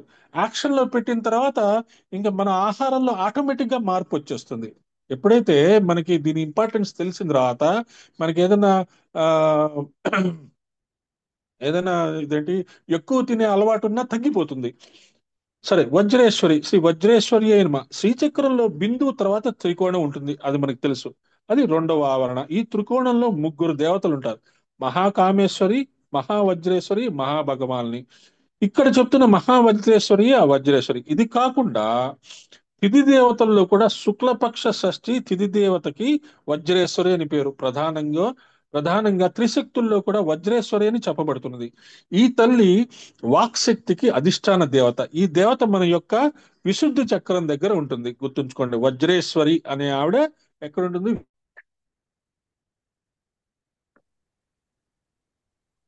సో విశుద్ధి చక్రం దగ్గర.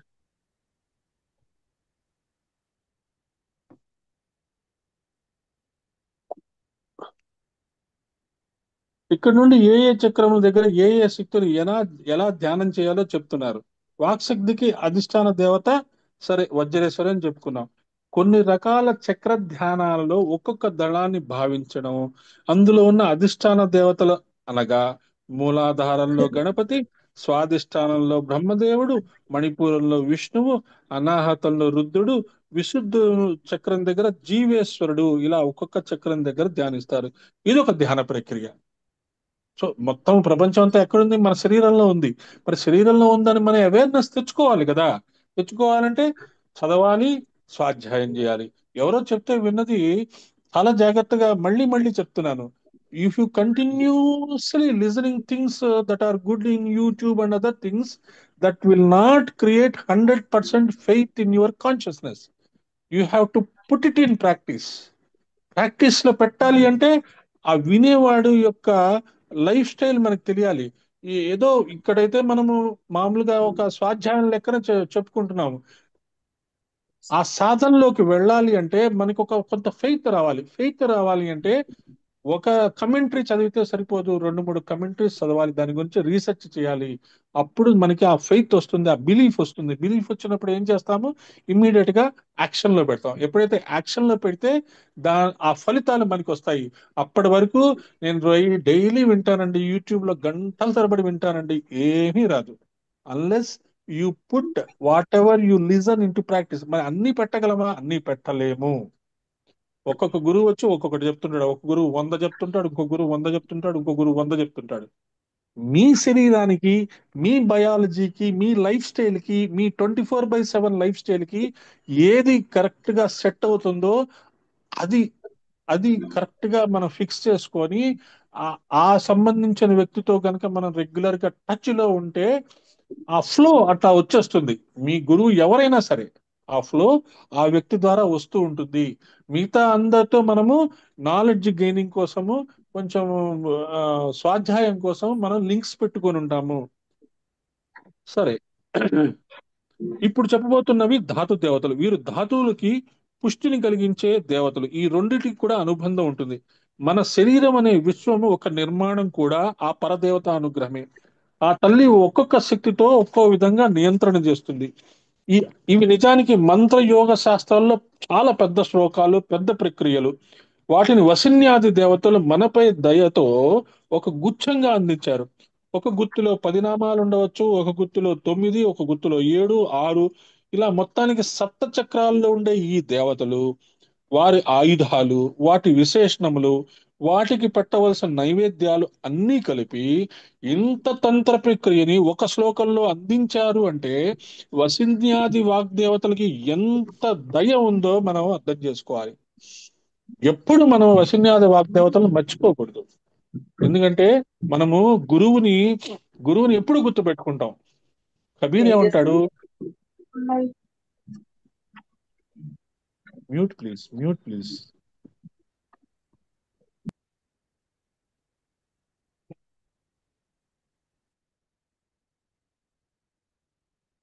కబీర్ ఏమంటాడు? గురువు గోవిందుడు వస్తే ముందు గురువుకే నమస్కారం పెడతాడు. ఎందుకంటే గోవిందుడు ఎలా ఉన్నాడో చూపించింది గురువే. గోవిందుడు డైరెక్ట్ గా రాడు మన దగ్గరికి, అమ్మవారు మన దగ్గరికి డైరెక్ట్ గా రాదు, గురువు ద్వారానే వస్తుంది. అగస్త్యుడి దగ్గరికే రాలా అమ్మవారు, ఆ గురువుకి మొట్టికాయ వస్తుంది. ఒరే నాయనా, నీ శిష్యుడు is qualified to see me, you give him some introduction, you give him some classes అని చెప్తుంది ఆవిడ. సంస్కృతంలో చెప్పింది అనుకోండి, కానీ చెప్తున్నా. ఎందుకంటే ఒక మానవ మాత్రుడైన వ్యక్తి దగ్గర మనము కొంత నేర్చుకోవాల్సిందే. దట్ అది మనలో ఉండే ఆ ఈగోయిస్టిక్ నేచర్ ని చెక్ చేస్తుంది అనమాట. వాడు తప్పయ్యాడు అనుకోండి, వాడు తప్పుగా గైడ్ చేస్తున్నారు అనుకోండి, ప్రకృతి మిమ్మల్ని ఆటోమేటిక్ గా వేరే వాళ్ళ దగ్గరికి చేరుస్తుంది. మనకి ఏ విధమైన ఇబ్బంది ఉండదు. నేను ఒక ఒక స్వామీజీని గురుచరిత్రలో కూడా చెప్తుంటాడు. ఒక ఒక దేవతని నేను పూజిస్తున్నాను, ఒక స్వామిని పూజిస్తున్నాను, ఆయన నాకేమి ఇవ్వలేదు అంటే అది చాలా తప్పు అన్నమాట. ఆ దేవత, ఆ దేవి, ఆ గురువు మనల్ని కొన్ని కొన్ని సంవత్సరాలుగా కొంత చూసుకొని చెప్పాల్సింది చెప్పి తర్వాత ఆ మనకి స్వతంత్రం ఇస్తాడు. స్వతంత్రం ఇచ్చిన తర్వాత అక్కడే ఉండాలా, వేరే వాళ్ళ దగ్గర రావాలా, మన ఇష్టం. That's a different subject. కానీ మనకి ఈ వసిన్యాది వాగ్దేవతల ద్వారా మనకిచ్చిన ఈ విజ్ఞానాన్ని మనము తెలుసుకోవాల్సిన బాధ్యత మనదే. లలితా సహస్రనామం అనేది ఒక కల్ప వృక్షం.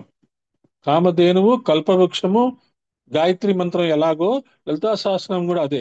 ఎవరు ఏది కోరితే అది ఇవ్వగలిగిన శక్తి ఉంది. ఇప్పుడు వజ్రేశ్వరి దేవిని రెండు రకాలుగా చెప్పుకున్నాం. తిథి నిత్య దేవతల్లో వజ్రేశ్వరి, త్రికోణ చక్రంలో ఉండే వజ్రేశ్వరి. ఈ వజ్రేశ్వరి ప్రధానంగా వాక్శక్తి.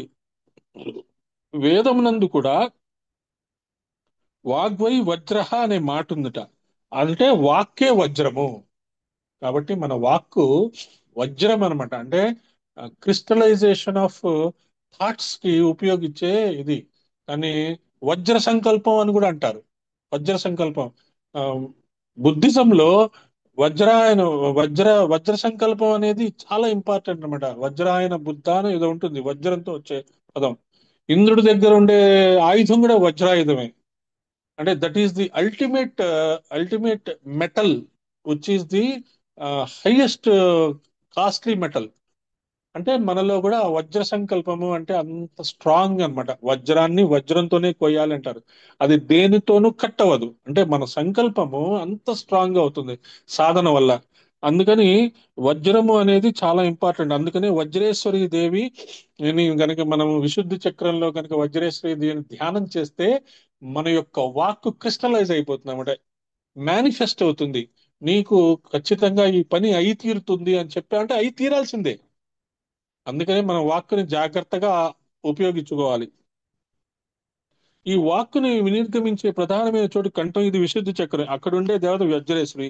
ఈ నామం ఒక జపంగా కూడా చేసుకోవచ్చు. శ్రీచక్రంలో తిథి నిత్యా దేవతల్లో ఉన్న తల్లిని చెప్పుకున్నాం. వీరి కాక శ్రీమన్నగరంలో 12వ ప్రాకారంలో వజ్రమయ ప్రాకారం ఉంటుంది. మీకు తెలుసు కదా, మణిద్వీప వర్ణంలో ముందు మెటాలిక్ వరల్డ్స్ వస్తాయి. ముందు పక్షులు, ఈ దేవు ఆ, ఈ యానిమల్స్, తర్వాత పక్షుల యొక్క లోకాలు వస్తాయి, యానిమల్స్ యొక్క లోకాలు వస్తాయి. తర్వాత ఫస్ట్ ఐరన్ అంటే ఇనుముతో చేసిన లోకం వస్తుంది, తర్వాత వెండి వస్తుంది, ఆ తర్వాత బంగారం వస్తుంది, ఆ తర్వాత వజ్రం వస్తుంది, ఆ తర్వాత ఎక్కడో అమ్మవారు ఉంటారు. అలాగే ఇక్కడ అది కూడా చెప్తున్నారు ఇక్కడ. శ్రీమన్నగరంలో 12వ ప్రాకారంలో వజ్రమయ ప్రాకారం ఉంటుంది. దాని ముందు వచ్చే 11వ ప్రాకారానికి 12వ ప్రాకారానికి రెండిటికి మధ్య వజ్రమయి అనే భూమి ఉంటుంది. ఆ భూమిలో ఒక అద్భుతమైన జలాశయం ఉంటుంది. అందులోని జలం పుచ్చుకుంటే శరీరం వజ్రకాయం అవుతుంది. వజ్రేశ్వరి అనేది శారీర దారుఢ్యాన్ని ఇచ్చే శక్తి అని మరొక అర్థం. అంటే మన శరీరం వజ్రం అయిపోవాల్సిన అవసరం లే, కానీ హెల్దీగా ఉంటే చాలు, వజ్రేశ్వరి మనకి అలా ఇస్తుంది. హనుమంత స్వామికి వజ్రకాయుడు, వజ్రాంగ బలి అని పేర్లు ఉన్నాయి. వివిధ సిద్ధుల్లో శరీరాన్ని వజ్రకాయంలా చేసే సిద్ధి కూడా ఒకటి ఉంది. అలాంటి వజ్రకాయ సిద్ధి దేవతయే వజ్రేశ్వరి. మనం చెప్పుకున్నాం కదా, అష్టసిద్ధులు నవనిధులు. మనకి గనక అవి వస్తే మనము ఎంతో సర్వీస్ చేయొచ్చు. ఆ, కొన్ని జన్మలు బట్టే సేవని మనము ఒక గంటలో చెయ్యొచ్చు. కొన్ని కోట్ల జన్మలు చేసుకునే ఆ, కొన్ని కోట్ల జన్మలు చేస్తే వచ్చే ఫలితాన్ని మన శరీరము వజ్రమయంగా చేసుకుంటే ఒక గంటలో చేసుకోవచ్చు.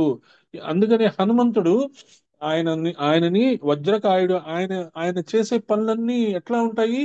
చాలా పెద్ద పెద్ద పనులు అయి ఉంటాయి. ఆ ఎంత పెద్ద పని అయినా సరే ఒక గంటలో 2 అవర్స్ లో చేసేయగలడు.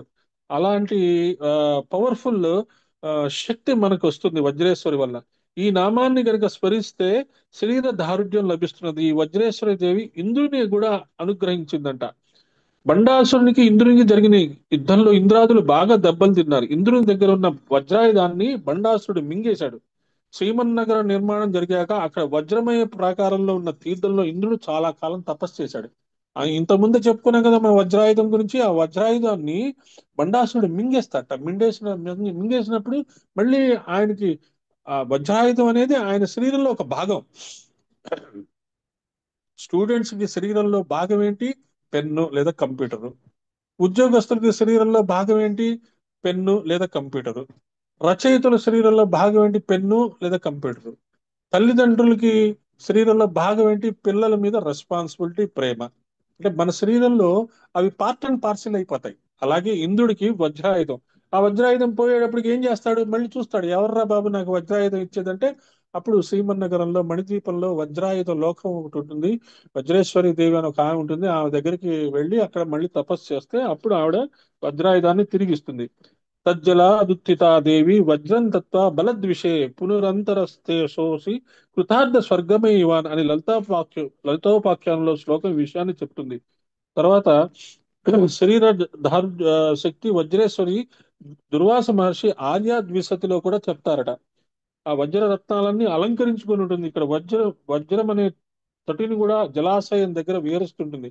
ఆ తల్లి గురించి నారాయణ దాసు గారు చెప్తూ, తల్లిని ముమ్మూల ముగ్గురు వేల్పుల నేను జేజే అన్నారు. ముమ్మూల అంటే త్రికోణం. ఇక్కడ ముగ్గురు వేల్పుల్లో ఒకరుగా ఉంటూ వేలుకుంటుంది. అలాగే నారాయణ దాసు కూడా చెప్తుంది. ఈ తెలుగు మాటల్లో కూడా వజ్రేశ్వరికి నమస్కారం చేసుకుందాం. ఈ వజ్రేశ్వరి క్షేత్రం మహారాష్ట్ర ప్రాంతంలో ఉంది. తర్వాత గూగుల్లో ఎతుకుదాం. వామదేవి, శ్రీ వామదేవి నమః. విశుద్ధి చక్రం తర్వాత వచ్చేది అనాథ చక్రం. ఇక్కడ వామదేవిని ధ్యానిస్తాం. వామదేవి నమః అనేది తల్లికి మంత్రం. శివునికి వామదేవుడు అని పేరుంది. ఆయనకి శంకర అనే పేరు కూడా ఉంది. శాంకరి అనే పేరు కూడా ఉంది. శంభుడు అయితే శాంభవి, రుద్రుడు అయితే రుద్రాణి, వామదేవ అంటే వామదేవి. శివునికి ఆయనకి భేదం లేదు. శివునికి వామదేవుడు అనే పేరు వివరణ. వామో వందనీయో దేవ. వందనీయుడు అని అర్థం, అందమైన వాడు అని అర్థం. మిగుల అందగాడు అని నారాయణ దాస్ గారు చెప్తారట. శివుడు చాలా అందమైన వాడట. ఆయన ఆయన మనం చెప్పుకుంటాం కదా, ఈ ఆ, ఆయన పెళ్లికి బారాత్తో వెళ్తాడు శివుడు. ఆ దక్ష ప్రజాపతి యొక్క కూతుర్ని పెళ్లి చేసుకోవడానికి సతీదేవితే. ఆ బారాత్లో ఎవరుంటారు ఆయనతో పాటు? దేవ దయ్యాలు, భూతాలు, శ్మశానంలో ఉండేవాళ్ళు, భూతగణాలు, వీళ్ళందరూ సగం సగం తలకాయ లేని వాళ్ళు, చేతులు లేని వాళ్ళు అలా డాన్స్లు వేసుకుంటూ వస్తుంటారు. ఆయన మాత్రం ఆనందంగా శ్మశానంలోంచి అలా లేచి వచ్చిన వ్యక్తిగా నిరాకారంగా నిరాటంగా అలా వెళ్తూ ఉంటాడట. వెళ్తుంటే అందరు అనుకుంటారట, ఏంటి ఇలాంటి సతీదేవి ఎంత గొప్పది, ఎంత అందగత్తె, ఆ దక్షుడి యొక్క కూతురు ఇలాంటి వాడిని పెళ్లి చేసుకుంటుందా, ఇలాంటి వాడితో ఎలా ఎలా వెగుతుంది ఆవిడ అనుకుంటారట జనాలు. అనుకుంటే అప్పుడు ఆయనకి తెలుస్తుంది. తెలిస్తే ఇలా ఒక చిటికి వేసుకుంటాడు, మొత్తం మారిపోతారు అందరు. వాళ్ళకి ఏంటంటే ఆ, వాళ్ళకి ఏదైతే బాగా ఇష్టం, మనం మనం కూడా అదే చేస్తూ ఉంటాం కదా. మనకి ఎక్కువగా ఇష్టమైన డ్రెస్సే మనం ఎక్కువ వేసుకుంటూ ఉంటాం. కానీ మనకి ఎప్పుడైనా మనం మ్యారేజెస్ కి వాటికి వెళ్ళినప్పుడు అందరికీ నచ్చే డ్రెస్ వేసుకుంటాం. అలాగే వాళ్ళకి ఎలా కావాలంటే అలా మార్చేసుకుంటారు వాళ్ళు.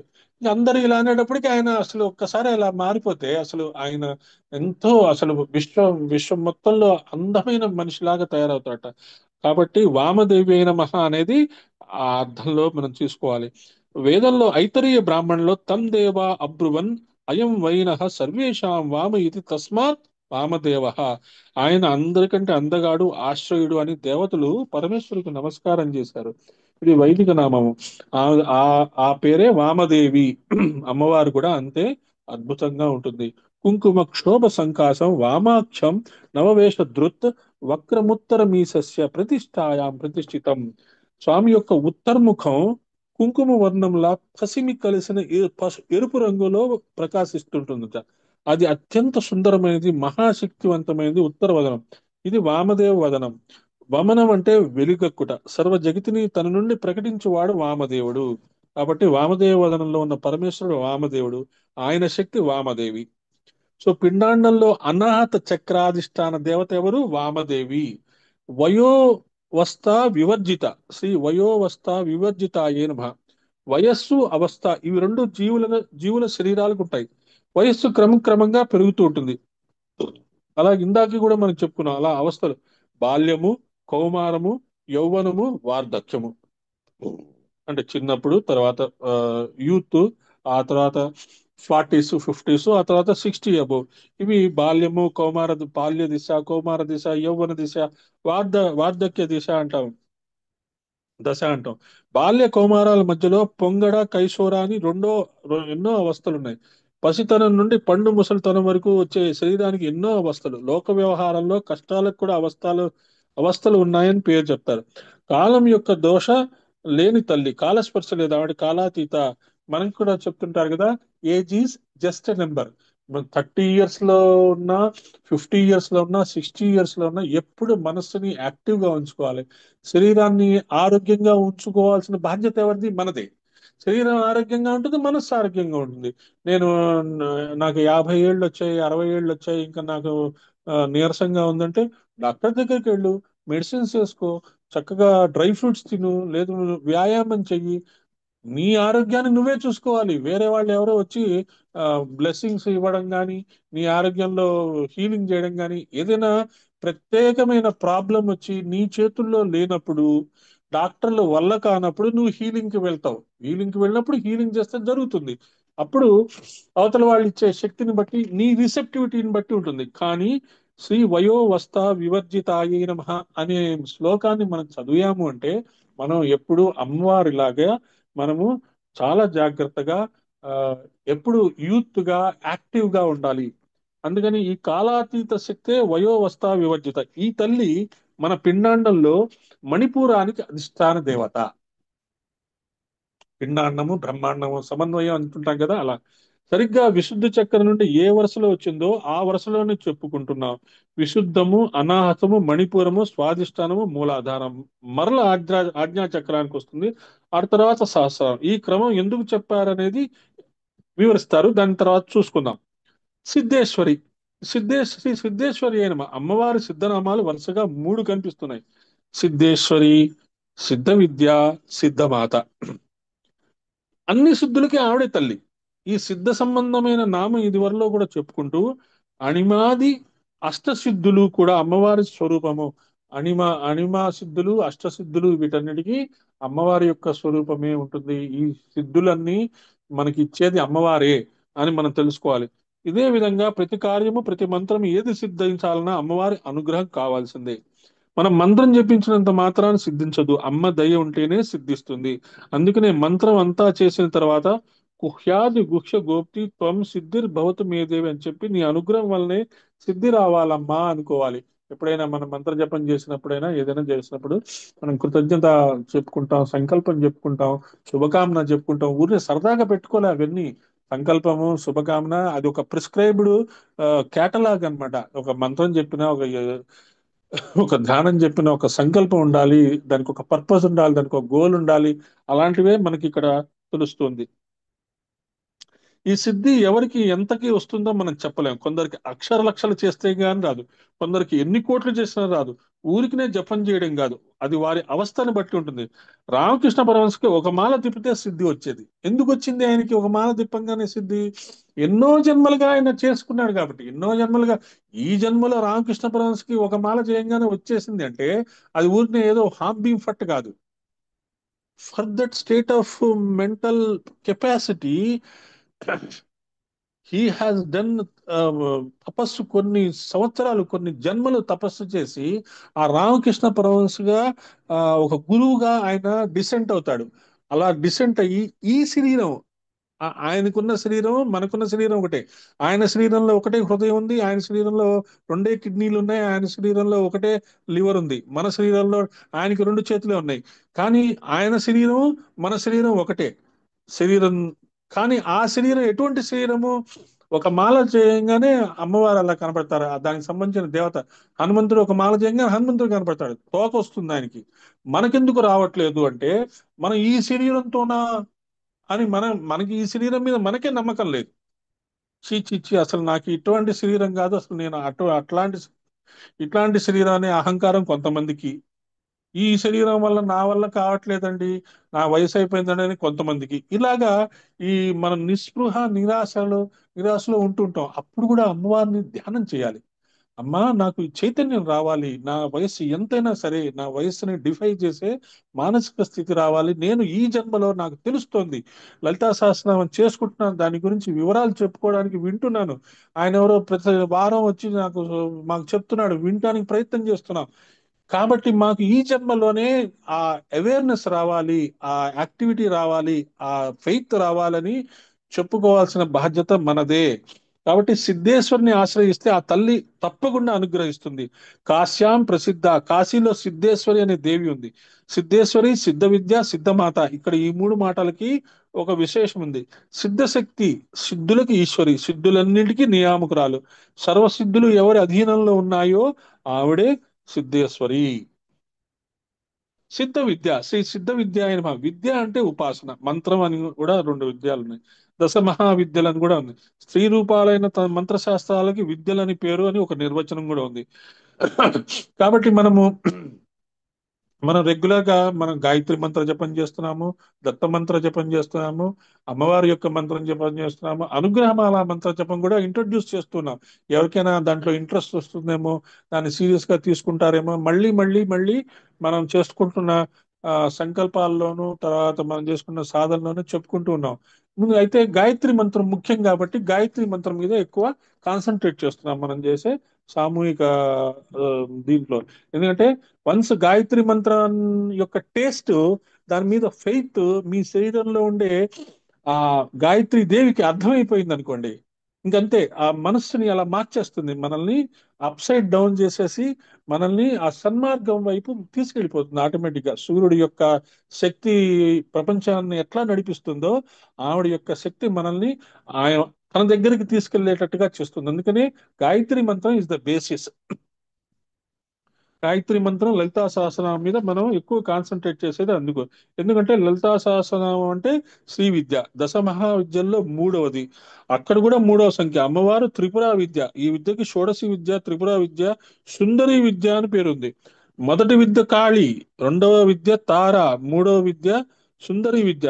కాశీ తార మహావిద్య, షోడశి భువనేశ్వరి, భైరవి చిన్నమస్తాచ విద్య, ధూమవతి తదా.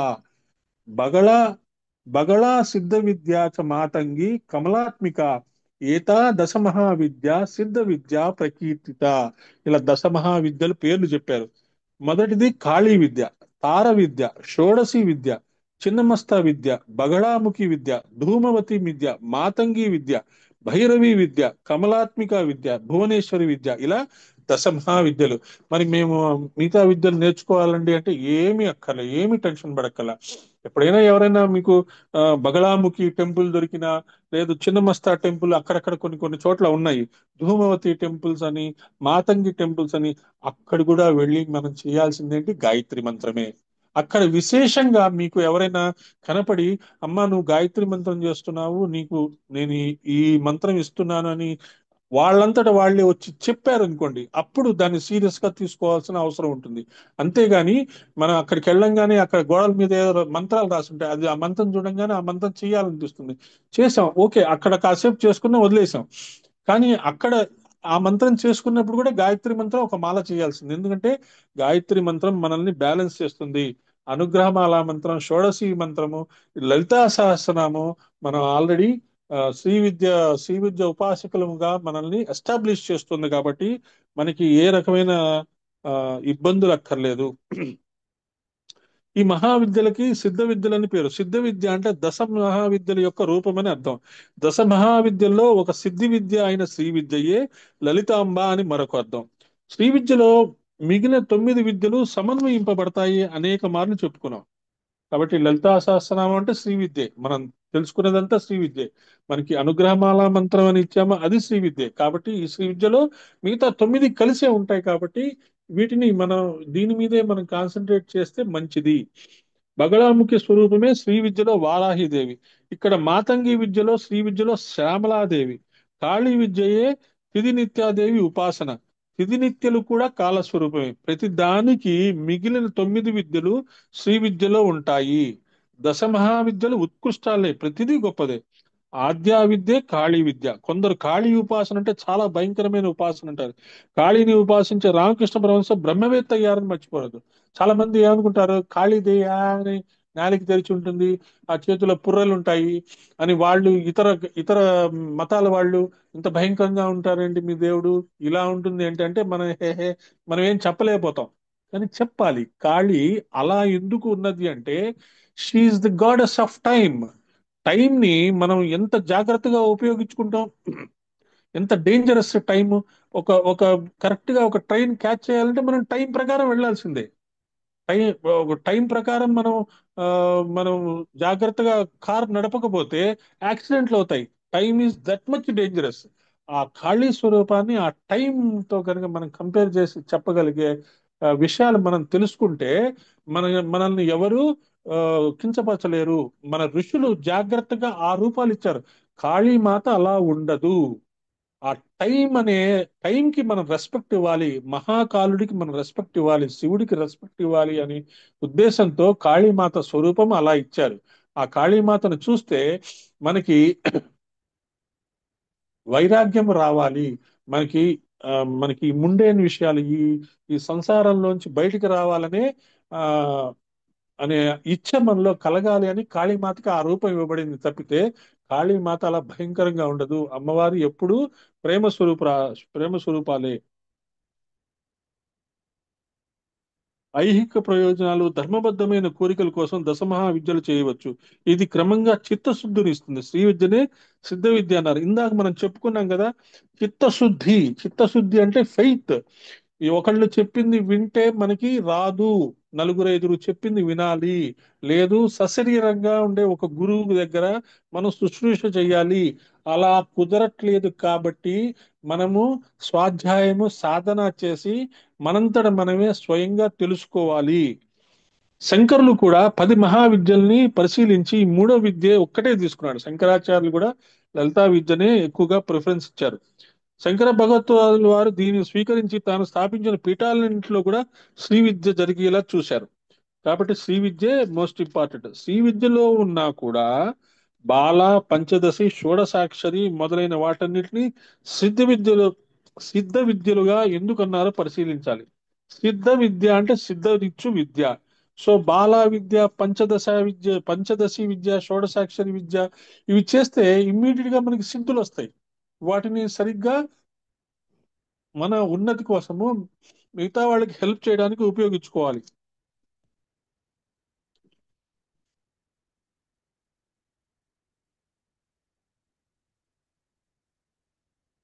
భౌతిక ప్రయోజనం ఎక్కువ కలిగిన మంత్రాలకి సిద్ధారి చక్ర శోధనం చేసి ఇస్తారు. అలాంటి సిద్ధారి చక్ర శోధనం అవసరం లేని విద్య శ్రీ విద్య.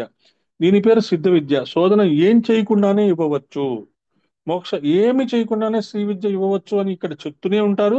మళ్ళీ జాగ్రత్త అంటారు, గురువు కావాలంటారు. కాబట్టి మనకి అది ఓపెన్ గానే ఉంది. కాబట్టి మనం దాన్ని విజ్ఞతతో కనుక ఉపయోగించుకుంటే మనకి చాలా ఉపయోగపడుతుంది. సిద్ధమాత శ్రీ సిద్ధమాత్రే నమః. యశస్విని శ్రీ యశస్విని నమ. సిద్ధులను రక్షించేది సిద్ధమాత. ఎవరైతే సిద్ధులు మనకి ఆ సిద్ధులన్నీ వచ్చేస్తాయి అప్పుడు ఇబ్బందులు అవుతాయి అని మనకు అని అనిపించింది అనుకోండి, అప్పుడు కూడా మనకి అమ్మవారు మనకి రక్షగానే ఉంటారు. ఎందుకంటే మనం ఇన్ని సంవత్సరాలు ఏ సిద్ధుల కోసం మనం ప్రయత్నం చేయలేదు. గాయత్రి మంత్రము మన కోసం నేర్చుకున్నాము, గాయత్రి యజ్ఞం మన కోసం నేర్చుకున్నాము, మనం నేర్చుకొని ఇతరులకు కూడా ఆనందం ఇవ్వాలని ప్రయత్నం చేశాము. కనీసము ఇప్పుడు ఈ లలితా సహస్రనామం రెగ్యులర్ గా వచ్చే వాళ్ళందరిలో మినిమం 10 to 12 years ఆఫ్ ఈ ఆధ్యాత్మిక జీవితం ఎక్స్పీరియన్స్ ఉంది నాకు తెలుసు. కా- ఈ ఈ 10 and 12 years లో మీరు ఎన్నో రకాలైన కష్టాలని చూశారు, ఎన్నో రకాలైన సుఖాలని చూశారు, కానీ మీరు డైవర్ట్ అవ్వాల. దీన్నే నమ్ముకొని ఉన్నారు. ఎందుకని? దీని మీద ఆ ఫెయిత్ ఉంది. ఈ ఫెయిత్ ని ఇలాగే మనం కంటిన్యూ చేసుకొని ముందుకు వెళ్ళిపోవడానికి ప్రయత్నం చేస్తూ ఉంటే అమ్మవారు మనకి రక్షణ ఇస్తారు. అమ్మవారు మనల్ని రక్షిస్తున్నారు. అమ్మవారి దృష్టి మనలో ఉన్నది కాబట్టే మనం ఇప్పటికీ ఆ గాయత్రి మంత్రాన్ని, ఆ శ్రీ విద్యని, యజ్ఞాన్ని మనం ఆ హృదయంలో ఉంచుకొని వాటికి సేవ చేస్తున్నాం. వాటి ద్వారా ఎంతో మందికి మనం సేవ చేశాము. అది మనం చాలా ఇంపార్టెంట్. అలా అమ్మవారిని మనం నమ్ముకొని ఉన్నాం కాబట్టి మనకి అమ్మవారు ఎప్పుడు ఇబ్బంది చెయ్యదు. మనల్ని మన చెయ్యి వదిలిపెట్టదు. నాకు కష్టాలు వచ్చాయండి, నాకు అప్పుడు అమ్మవారు నా చేత్తో నా దగ్గర నన్ను పట్టించుకోవట్లేదని అనిపిస్తుందండి అంటే అనిపిస్తుంది. ఖచ్చితంగా అనిపిస్తుంది. ప్రతి ఒక్కరికి అనిపిస్తుంది. కష్టాలు వచ్చిన ప్రతి ఒక్కరికి అనిపిస్తుంది, అయ్యో దేవుడా ఎందుకు నన్ను వదిలేశావు. జీసస్ క్రైస్టే ఏడ్చాడు. జీసస్ క్రైస్టే ఆయన్ని సిలువేసినప్పుడు ఆయన భగవంతుడిని చూసి ఆ, భగవంతుడా నన్ను చూడట్లేదా, నన్ను మర్చిపోయావు అంటాడు. అర్జునుడు కూడా అడుగుతాడు, నాకెందుకు నీ తలకాయ నొప్పి, వాడిని నేను ఎందుకు చంపాలంటాడు. కాబట్టి మనకు ఆ ఆలోచనలు రావడంలో తప్పు లేదు, కానీ ఆ ఆలోచనల్ని పట్టుకొని మనము వేలాడవద్దు. మనము లెటస్ ట్రై, మళ్ళీ ఆ ఆలోచనని పక్కకు చేసి ఆ ఫెయిత్ తో మనం ముందుకు వెళ్దాము. అలాగే సిద్ధమాత, యశస్విని ఆ, అనే నామాలతో మనము తెలుసుకుంటాము. అంత బలీయమైన గొప్ప నామాలు ఇవి. వజ్రేశ్వరి నుండి యశస్విని వరకు క్రమంగా వీరు 7 చక్రాలకి నియామక శక్తులు. మణిపూర వరకు వయోవస్థ వివర్జిత అని చెప్పుకున్నాం. స్వాదిష్టాన చక్రంలో సిద్ధేశ్వరి అని చెప్పబడుతుంది. ఇక సిద్ధ విద్య అయిన తల్లి మూలాధార చక్రానికి అధిష్టాన దేవత. సిద్ధమాత ఆజ్ఞా చక్రానికి అధిష్టాన దేవత. యశస్విని సహస్రారానికి అధిష్టాన శక్తులుగా చెప్తున్నారు. అందుకనే యశస్విని అంటే సహస్రారానికి లింకప్ అయి ఉన్నది. అందుకని ఆ సిద్ధమాత శ్రీ సిద్ధమాత్రే నమః. మనకి వజ్రేశ్వరి నుంచి యశస్విని వరకు మన షట్చక్రాలకు సంబంధించిన దేవీ దేవతలు. ఈ 7 శక్తులు కూడా విశుద్ధి చక్రం నుండి ఆజ్ఞా చక్రం వరకు ఉన్నారు. ఆ తర్వాత వచ్చే నామాలు కూడా అదే వరుసలో ఉంటాయి. 475 నుంచి 484 నామాల వరకు ఒక గుత్తి, ఒక విద్య. ఇప్పుడు అవి తెలుసుకుంటాం. ఒక 8 minutes ఉన్నాయి. ఈ 2 నామాలు కవర్ చేద్దాం. శ్రీ విశుద్ధి చక్ర నిలయాయ నమః. ఈ నామాన్ని కొంతమంది విశుద్ధి చక్ర నిలయ అని చదువుతారు. ఎలా చదివినా తప్పు లేదు. కంఠస్థానం దగ్గర ఉన్న చక్రానికి విశుద్ధి చక్రం అని పేరు. ఇవన్నీ సిద్ధములే. కంఠస్థానంలో మనకి ఎన్ని ఆ, కమలము, ఎన్ని పెటల్స్ ఉంటాయండి? 16 ఉంటాయి. విశుద్ధి చక్ర నిలయ దగ్గర అమ్మవారు ఎలా ఉంటుందో చెప్తూ సర్వశ్వేత నతియత, అక్కడ కమలము తెల్లని రంగుతో మొత్తం 16 దళాలతో ఉంటుంది. అక్కడ వైట్ కలర్. మనము విశుద్ధి అందుకనే మన వాక్ శక్తి సరస్వతిగా చెప్తారు. సరస్వతి ఎక్కడ చూసినా వైట్ కలర్ శారీతోనే ఉంటుంది. వైట్ అనేది ఒక ప్యూరిటీకి సింబల్ అన్నమాట. ఆ వైట్ లోంచి 7 కలర్స్ వస్తాయి. సో వైట్ డ్రెస్ ఎప్పుడైనా మన అశుభంగా అనుకోకూడదు. మాకు థియోసాఫికల్ సొసైటీలో అయితే white compulsory dress code. And white అంటే అసలు ఆ వైట్ డ్రెస్ మళ్ళీ క్రిస్టియన్స్ వైట్ వేసుకుంటారు కదండి, మనం వైట్ వేసుకోవాలంటే వాళ్ళు తీసుకున్నారు, వాళ్ళు వైట్ కలర్ ని యూజ్ చేసుకుంటున్నారు. మనం కూడా ఆ కలర్స్ ని ఉపయోగించుకోవాలి. వైట్ కలర్ డ్రెస్ వేసుకున్నందువల్ల తెలుసుకోవాలి. ఎల్లో కలర్, రెడ్ కలర్ వేసుకున్నందువల్ల ఏం ఫలితాలు వస్తాయి, గ్రీన్ కలర్ డ్రెస్ వేసుకున్నందువల్ల ఏం వస్తుంది, ఏం జాగృతం అవుతుందని మనం దానికి కరెక్ట్ గా అభ్యసిస్తే మనకి ఆ డ్రెస్ సెన్స్ మనకి తెలుస్తుంది. ఆ 16 దళాలు ఆవిడ చుట్టూ ఉన్న పరివార దేవతలు. ఆ దేవతా స్వరూపం, ఆ దేవత ధరించిన ఆయుధాలు ఆ దేవతకి నివేదించవలసిన పదార్థాలు ఇవన్నీ ఇక్కడ చెప్తున్నారు చూడండి.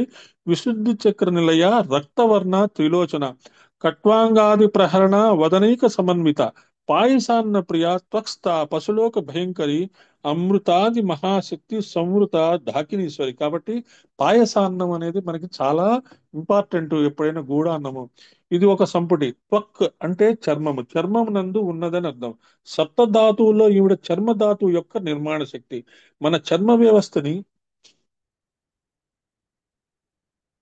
మన చర్మ వ్యవస్థకి తల్లి విశుద్ధి చక్ర నిలయ అయిన ఢాకినీశ్వరి. ఈ రూపం ఎలా ఉంటుందో మంత్రశాస్త్రంలో మరో చోట విశేషంగా చెప్తారు.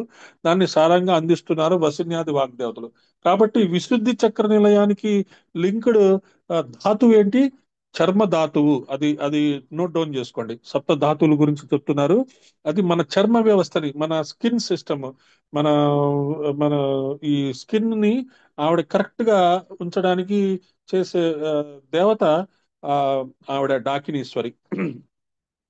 రక్తవర్ణ, శ్రీ రక్తవర్ణ అయిన అమ్మవారు ఎర్రగా ఉంటుంది. కమలం తెల్లది, అమ్మ రూపం మాత్రం ఎర్రగా ఉంటుంది. ఆ నామం పాఠాంతరాల్లో రక్తవర్ణ అని చెప్పినది. భాస్కర రాయల వారు అరక్తవర్ణ అని రాశారు.